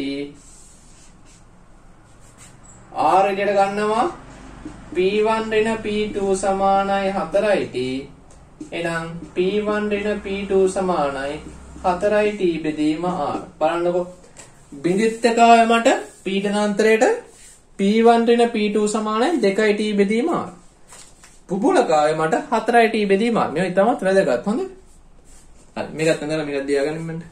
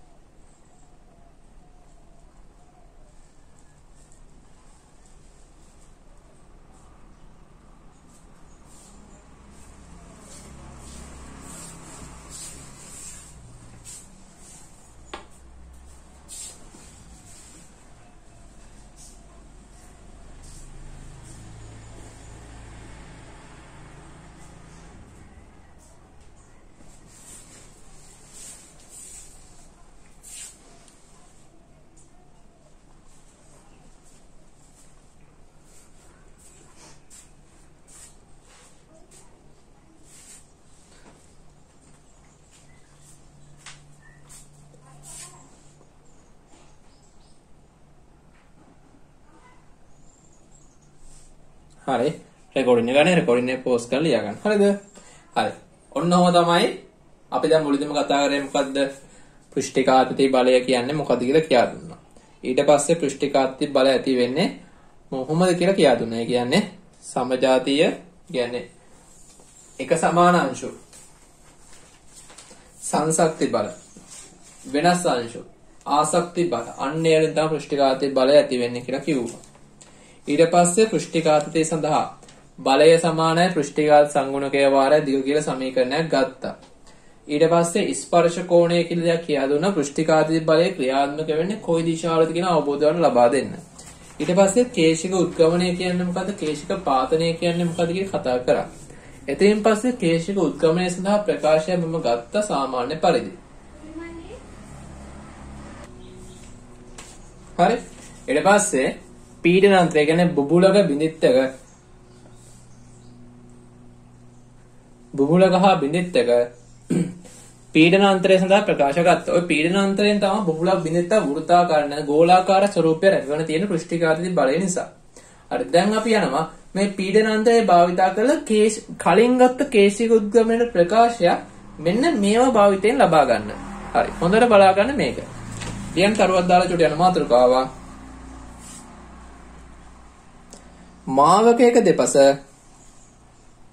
මාවකයක දෙපස මාවකයක් කියලා කියන්නේ මොකද කියලා කියන්නම්. මාවකයක් කියන්නේ මොකද දැන් ලියා ගන්න. මාවකයක දෙපස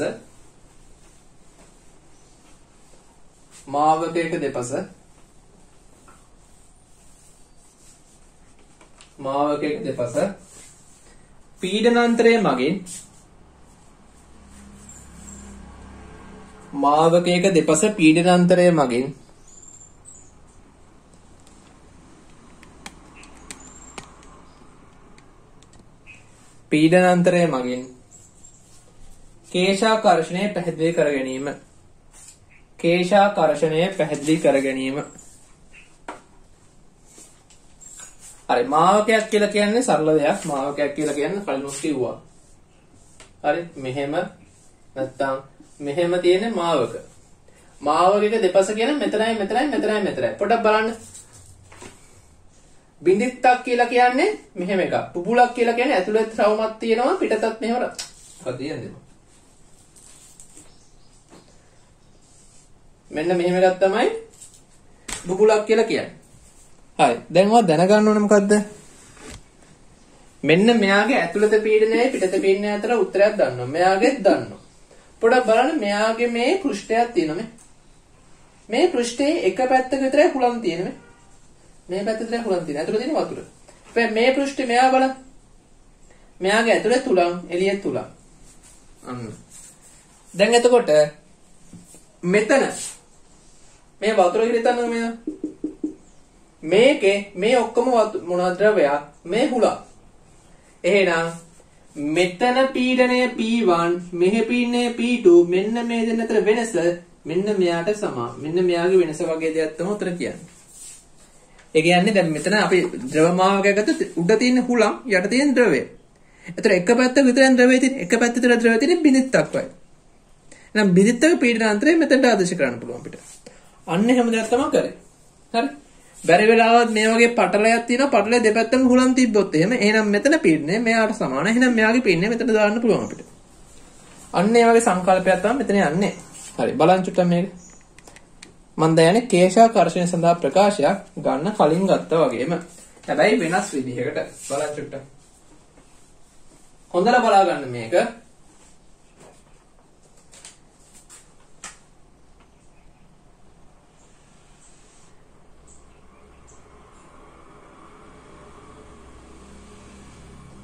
හොඳට බලා ගන්න. එකපාරට ගියා දෙන්නේ හරියට අහගෙන හොඳට බලා ගන්න මේක.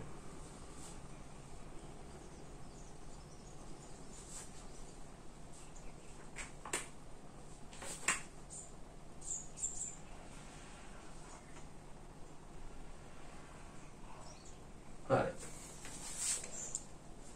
පේන්නේ නැහැ නේ චුට්ටක්. මම පොඩ්ඩක් බලලා ගාලා දෙන්න හරියට.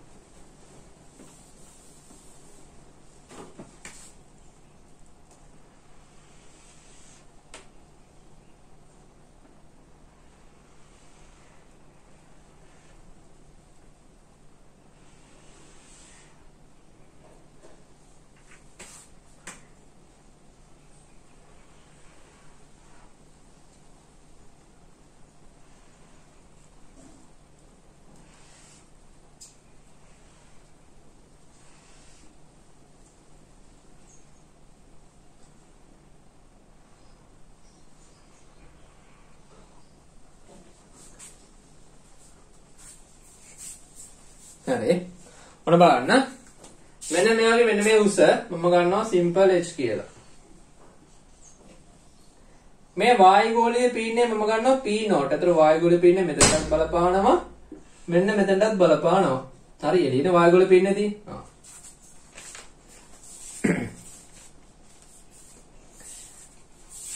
මෙන්න මේ ද්‍රව පටලෙන් ඇතුළට ගිය තැනම තියෙන පොයින්ට් එක. මෙන්න මෙතන පීඩනය මම කියනවා P1 කියලා. P2 කියලා දාන්නම්කෝ. කවන්න කැමතියක් දාගන්නවා. කැමති අංකයක් දාගන්න. හරි.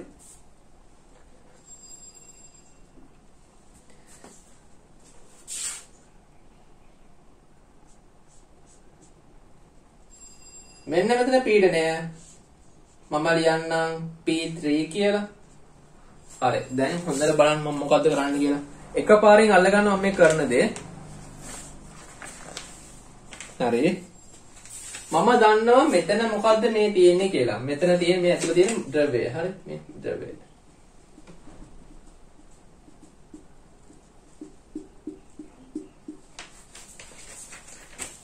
එතකොට දැක්කම මට කියන්න පුළුවන් මේ උඩ තියෙන්නේ මෙන්න මේක බිඳිත්තක ස්වරූපයක් තියෙන. කොහොද එක පැත්තක විතරයි හුලන් තියෙන අනිත් පැත්ත ද්‍රවය. එහෙනම් මට මේ දෙපැත්ත පීඩනාන්තරය පාවිච්චි කරලා මට ලියන්න පුළුවන් සමීකරණයක්. අනෙක් කාරණේ තමයි මතක තියාගන්න ඕනේ මම බිඳිත්තක් මෙහෙම ඇන්දොත් එහෙම බිඳිත්තක ඇතුළත පීඩනය P1 පිටත පීඩනය P2 කියලා ගත්තොත් එහෙම ඇතුළත පීඩනය වැඩි. ඒ කියන්නේ වක්‍රය තියෙන මේ වක්‍රය ඇතුළත පීඩනය තියෙන්නේ. අන්න එයා වැඩි. ඒ කියන්නේ මේ වක්‍රය මම සම්පූර්ණ කරොත් එහෙම ඇතුළත තියෙන P නෝට් නේද?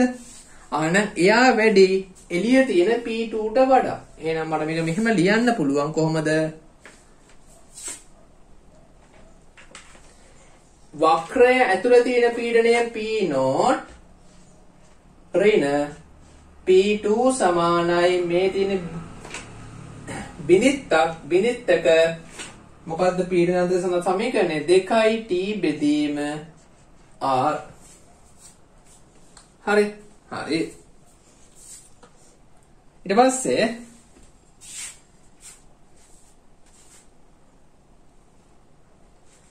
මම මෙතනින් P2 උක්ත කරනවා. P2 සමානයි P නෝට් ඍණ 2t බෙදීම r. හරි. එහෙනම් මට P3 වල පීඩනය ලියන්න පුළුවන්. හරිද? මෙතන පීඩනය දන වතුර කඳේ පීඩනය කියලා. P3 වල පීඩනය ලියන්න පුළුවන්. P2 දන මෙයා ගණත්තේ මම රෝ කියලා ගත්තොත් එහෙම ඇයි ලියන්න බැරිද මට පුළුවන්. කොහොමද ලියන්නේ? මෙතන පීඩනය සමාන නේද? මේ වතුර කඳෙන් ඇති කරන පීඩනයයි පෘෂ්ඨික ආතති බලය නිසා යම් පීඩනයක් වෙනස් වෙනවා නම් එයයි වායුගෝලීය පීඩනය. ඒ කියන්නේ කොහොම හරි කමන්නේ නැහැ. මෙතන පීඩනය අපි දන්නවනේ වායුගෝලීය නිසා ඇති වෙන පීඩනය මෙතන. හරි. දැන් අපි මේ යාන්ත්‍රික විද්‍යාව හොඳේ. මේවායි මතක් කරන්නේ නැහැ මම. මෙතන වතුර තියෙනවා නම් මෙයාගේ උස මෙච්චරයි නම් සිම්පල් h නම් මෙතන පීඩනය ඕනනම් වායුගෝලීය පීඩනය P නම් මට මෙතන පීඩනය ලියන්න බැරිද? P1 T1 සමාන නැද්ද? වායුගෝලීය පීඩනය දන h ρ g ට සමානයි නේද? ඕන පොඩි කෙනෙක් තේරෙනවා මේක තේරෙන්නේ නැත්නම් ඒවල කරලා වැඩකුත් නැහැ. හරි. ඒ වගේ තමයි මෙතන පීඩනය සමානයි h ρ g දන මෙතන පීඩනය. ඇයි මෙතන පීඩනය ගත්තේ?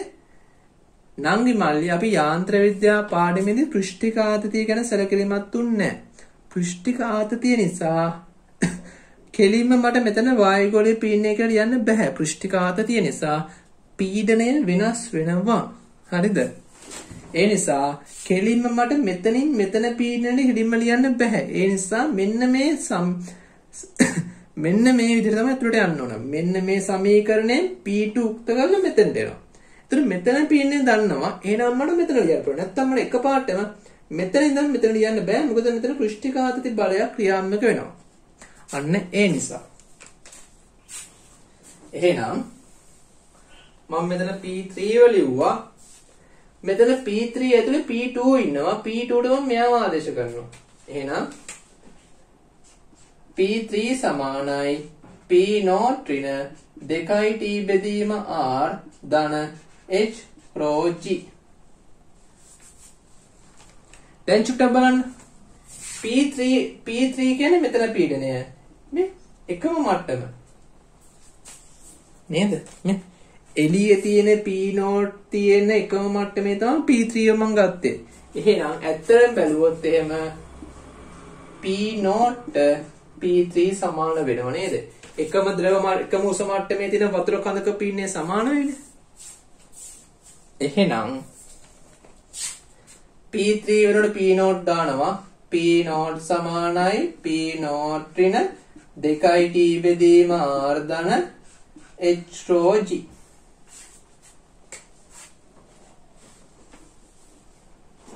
එතනින් මම මෙයාටයි කැපිලා යනවා. මම මෙයා මේ පැත්තට ගේනවා. 2t බෙදීම R සමානයි H rho G.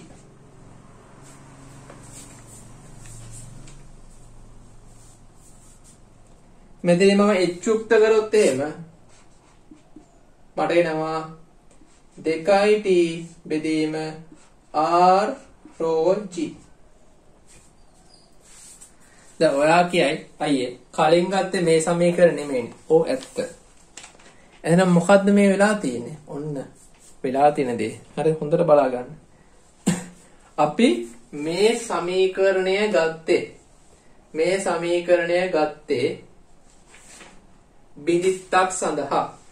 බිඳිත්තක් කියලා කියන්නේ මේ වගේ රවුමක්. රවුමක අරයට තමයි මේ රවුමේ අරයට තමයි මේ කැපිටල් R කියලා මම මෙතන අරන් තියෙන්නේ. හරිද? රවුමේ අරයට. රවුම කියලා කියන්නේ මෙන්න මෙයාට. මෙන්න මෙයා මම සම්පූර්ණ කරොත් එහෙම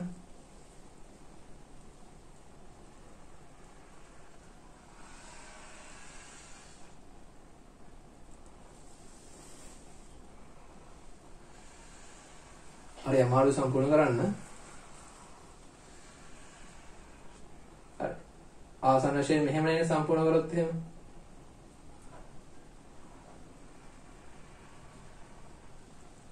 ආසන්න වශයෙන් මෙහෙම එන්නේ. හරි.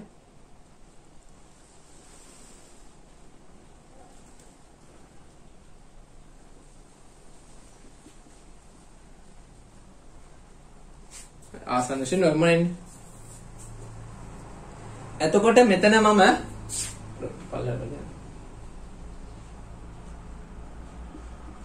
මෙන්න මෙයාගේ මෙන්න මේ අරයට තමයි මම කැපිටල් R කියලා ගත්තේ. හරි. හරි. නමුත් අර කලින් කේශික උද්ගමනය සඳහා ගත්ත ප්‍රකාශයේ පොඩ්ඩක් බලන්න. ඒකේ මම අරන් තිබ්බේ මේ නලේ අරය. මේ නලේ අරය නංගි මල්ලි අපිට හෙන ගොඩක් අමාරුයි. මේ වගේ වක්‍ර පෘෂ්ඨයක හැදෙන රවුමක අරය හොයන්න. ඊට වඩා ලේසි මේ වගේ බටයක අරය හොයන එක. ඒ නිසා මේ සමීකරණ මම තව චුට්ටක් වැඩි දියුණු කරනවා. ඔන්න බලා ගන්න හොඳට. හරි. මේ ඇන් දෙකම තමයි මෙන්න මේක චුට්ටක් ලොකු කරලා යන්න මෙතන. ඔයාලට හොඳට පේන්නේ ඉතින්. හොඳ? ඔන්න බලන්න. මේ තියෙන්නේ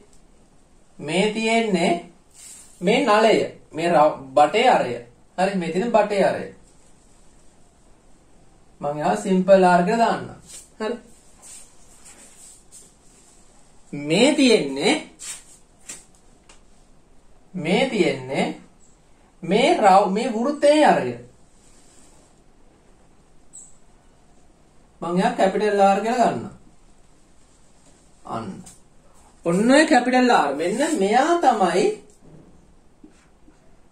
මෙතන ඉන්නේ. ඔන්න කැපිටල් R හොයන්න එන අමාරුයි. අන්න ඒ නිසා අපි පොඩි උඩර වැටියක් දානවා. දැන් මොකක්ද දාන උඩර වැටිය? මම මෙතන ස්පර්ශයක් ගන්නවා. මෙතන ස්පර්ශයක් ගැහුවාට පස්සේ මෙයා ස්පර්ශ කෝණයනේ. හරි. මෙයා ස්පර්ශ කෝණයෙන් හොඳට බලා ගන්න. එහෙනම් මෙන්න මෙයා අංශක 90යි. කවුද? මෙන්න මෙයා. මම පාඩ කරන්නම්කෝ. මෙන්න මෙයා අංශක 90යි.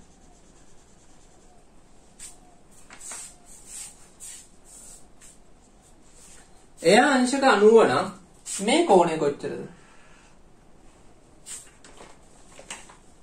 මේ කෝණය 90 ඍණ θ නෙමෙයිද? ඔව් මෙයා θ නම් මෙයා අංශක 90 නම් මෙයා 90 ඍණ θ.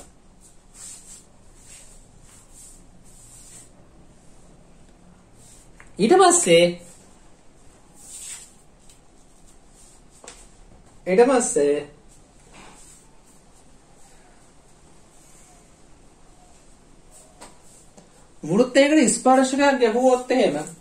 වෘත්තයකට ස්පර්ශකයක් ගැහුවොත් එහෙම එයා අංශක 90ක් බවට පත් වෙන කේන්ද්‍රයත් සමග හදන කෝණය. මම මෙතන මේ පැත්ත පාඩ කරන්නම්කෝ ඒක.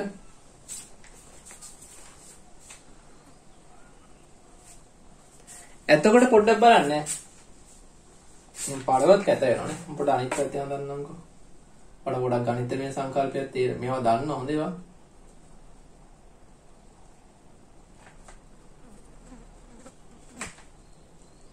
මම මේ පැත්තේ එක හදන්න බලන්න.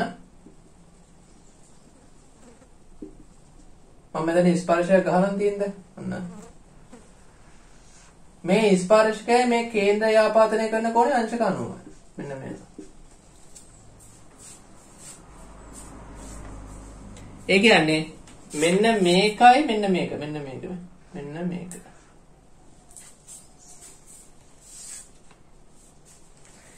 එහෙනම් මේ කොටස මෙන්න මේ කොටස මම දන්නවා 90 න් θ. එහෙනම් මේ කොටස θ.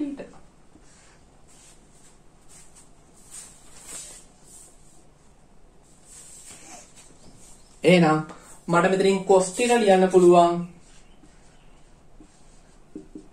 cos කියන්නේ භග cos බද්ධ පාදයේ වෙදීම් කරණය. බද්ධ පාදය කියන්නේ simple r. කර්ණය කියන්නේ capital R. මම මෙතනින් capital R උක්ත කරොත් එහෙම මට ලියන්න පුළුවන් simple r බෙදීම cos θ කියලා. එහෙනම් මේ capital R දෙන්නට මම මෙයාව ආදේශ කරනවා. එහෙනම් මට මේක ලියන්න පුළුවන් h සමානයි 2t cos θ බෙදීම r rho g කියලා කලින් ගත්ත ප්‍රකාශනයෙම ඒ විදිහටම ලියන්න පුළුවන් චුට්ටි වෙනස්කමක් කරලා. හරි ඔන්න ඔක ලියා ගන්නකො මම ඉස්සරහ පැහැදිලි කරන්න. හරි කේශික උද්ගමනට කලින් ප්‍රකාශයත් ගත්තා අපි. මේ ගන්නනේ පීඩනාන්තරය. මෙතන තියෙන බුබුලක පීඩනාන්තරය ලිව්වා. හරිද? ඒ පීඩනාන්තරයෙන් මෙතන පීඩනාන්තරයට ආවා. එතන පීඩනාන්තරය පාවිච්චි කරනකොට මෙතන පීඩනාන්තරය ලිව්වා. මෙතන පීඩනයයි මෙතන පීඩනයයි සමානයි එකම උස මට්ටම. එහෙනම් මෙන්න මේවා ලියන්න පුළුවන්. සුළු කරන් ආවට පස්සේ මෙහෙම උත්තරයක් එනවා. මේක තමයි අපි උසට උත්තර වෙන උත්තරය. මේ උත්තරයයි කලින් ගත්ත උත්තරය අසමානයි. අසමාන වෙන්නේ හේතුව තමයි මෙතන r කියලා කියන්නේ මෙන්න මේ රවුමේ අරය මිසක නලයේ අරය නෙමෙයි. අපි කලින් ගත්තේ නලයේ අරය. අන්න ඒ නිසා තමයි වෙනස් වුනේ. රවුමේ අරය හොයන්න හින අමාරු නිසා අපි මේ සමීකරණ චුට්ටක් වෙනස් කරනවා නලයේ අරය ගන්න පුළුවන් විදිහට. ඒ නිසා මෙතන පොඩ්ඩක් ජ්‍යාමිතිය පාවිච්චි කරලා ගත්ත සමුත්තරයක්. මෙතන θ කියලා ගත්ත ස්පර්ශ කෝණය මෙතන 90 θ. එහෙනම් මෙයා 90 නම් මෙයා θ බවට පත් වෙනවා. එහෙනම් මේ ආදේශ කරලා මේ වගේ උත්තරයක් ගන්න පුළුවන්. තියාගනින් මට මේක. හරි. ඕගොල්ලෝ පොඩි ගෙදරට ලබා දෙනවා. මේක ලියා ගන්න, ලියන ගමන් අහගන්න. මේ අපි ගත්තේ කේශික උද්ගමනයේ උත්තරය. ඕගොල්ලෝ මට හදලා පෙන්නන්න. ඕගොල්ලෝ හදන්න තනියෙන් කේශික පාතනයට. ඒ කියන්නේ මේ ද්‍රව කඳ මේ උඩට ගියපොනේ පාතනය වුණොත් මොකද වෙන්නේ? පාතනයට කේශික පාතනය කොච්චර පාතනවද? පාතනය වෙච්ච උසට උත්තරයක් ගන්න සිම්පල් කියලා මොන හරි උත්තරයක් ගන්න බලන්න. හරි. Taman තනියෙන් උත්සාහ කරන්න. ඒක මොකද අපිත් තනියෙන් කරා. ඒක අපිත් තනියෙන් උත්තර ගත්තා. කල්පනා කරලා තනියෙන් උත්තරයක් ගන්න. ඒක මම මේ අපේ පෘෂ්ඨිකාතේ පාඩමේ පළවෙනි කොටස තමයි මේක. දෙවෙනි කොටසේ මම මේක ගන්න හැටි ඔක්කොම පැහැදිලි කරලා මේ පෘෂ්ඨිකාතේ පාඩමේ දෙවෙනි කොටසෙන් පාඩම සම්පූර්ණයෙන් ඉවර කරලා දානවා. හරි මම හිතනවා අපේ පෘෂ්ඨිකාතේ පාඩමේ ආරම්භය අර්ථ දැක්වීම හඳුන්වා දීම පැහැදිලි. පෘෂ්ඨිකාදී පාඩමේ සමීකරණය ගත්ත හැටි පැහැදිලි. පෘෂ්ඨිකාදී ස්පර්ශ කෝණය, කේශික උද්ගමනය, කේශික පාතනය පැහැදිලි. ඊට පස්සේ කේශික උද්ගමනය සඳහා ප්‍රකාශයක් ගත්ත සාමාන්‍ය සමීකරණ පාවිච්චි කරලා ඊට පස්සේ බුබුලක බිඳිත්තක පීඩන අන්තරය පැහැදිලි. ඒ පීඩන අන්තරය පාවිච්චි කළ මාවකයක් අවට, මාවකයක් කියලා කියන්නේ මෙන්න මෙයාට මෙයාගේ අවට පීඩන අන්තරය සඳහා ඒව ආදේශ කරලා කේශික උද්ගමනය සඳහා තවත් සමීකරණයක් ගත්තා. ඔයාලට ගෙදරට විදිහටම බාර දෙනවා. කේශික පාතනය සඳහා මේ විදිහටම කල්පනා කරලා තව උත්තරයක් ගන්න. හරි, ඒක දෙවෙනි කොටසේදී අපි ඒක සාකච්ඡා කරමු. එහෙනම් මේක හොඳට බලා ගන්න. මේක ඉතාමත් වැදගත් කොටසක්. අනිවාර්යයෙන්ම පදාර්ථයේ යාන්ත්‍රික ගුණ කියන පාඩමෙන් MCQ 6ක් විතර අනිවාර්යෙන් එනවා. අනිවාර්යෙන් රචනා ප්‍රශ්නකුත් එනවා. ව්‍යුහගත රචනා ප්‍රශ්නලත් අනිවාර්යෙන් බලපෑමක් එල්ල ගන්නවා. අනිවාර්යෙන් MCQ ප්‍රශ්න 7ක් විතර එනවම තමයි. අපි 7ක් කියලා කියමුකෝ. 7ක් ආවොත් එහෙම ලකුණු 7ක් කෙලින්ම. හරිද? රචනා ප්‍රශ්නයක් ආවොත් ලකුණු 7මාරක්. ඒ කියන්නේ ලකුණු 14මාරක්. ව්‍යුහගත රචනාවට යම් තාක් බලපෑමක් තියෙනවා. අපි ඒකෙන් ලකුණු 3ක් කියමු. හරි? ඒ කියන්නේ ලකුණු 15ක්, ලකුණු 18කට කිට්ටු දැවැන්ත පාඩමක් මේක. අපි යාන්ත්‍ර විද්‍යාව කියන පාඩම අවුරුදු ගාණක් අවුරුද්දක් විතර ඉගෙනගෙන අපිට පුළුවන් වුණේ ලකුණු 20ක් වගේ ස්කෝර් කරගන්න. නමුත් මේක අපිට දවස් 6න් ඉගෙනගෙන හරිද? ලකුණු 18ක් විතර දැවැන්ත කොටසක් ස්කෝර් කරගන්න පුළුවන්. හරි, මේ පාඩමේ වැදගත්කම ඔන්න ඕක තමයි. හරි, මේක හරියට ලියා ගන්න. මේ වීඩියෝස් ටික හරියට බලන්න. ඕගොල්ලෝ යම් ප්‍රශ්න ඇති, ආර්ථික ප්‍රශ්න ඇති, තවත් ප්‍රශ්න ඇති, ඒ ඔක්කොම පැත්තට දාලා හරියට ඉගෙන ගන්න. රට මොනවා වුණත් අපි හරියට ඉගෙන ගත්තොත් තමයි අපිට දෙයක් ලැබෙන්නේ. ඒ නිසා මම මේ වීඩියෝ එකේ අනවශ්‍ය දේවල් කතා කරන්නේ නැහැ. හරියට වැඩ කරන්න. හරියට තමන්ගේ අරමුණ පැහැදිලිව තියන වැඩ කරන්න. කොට සුබ පතනවා. අපි දෙවෙනි කොටසේදී හම්බ වෙමු.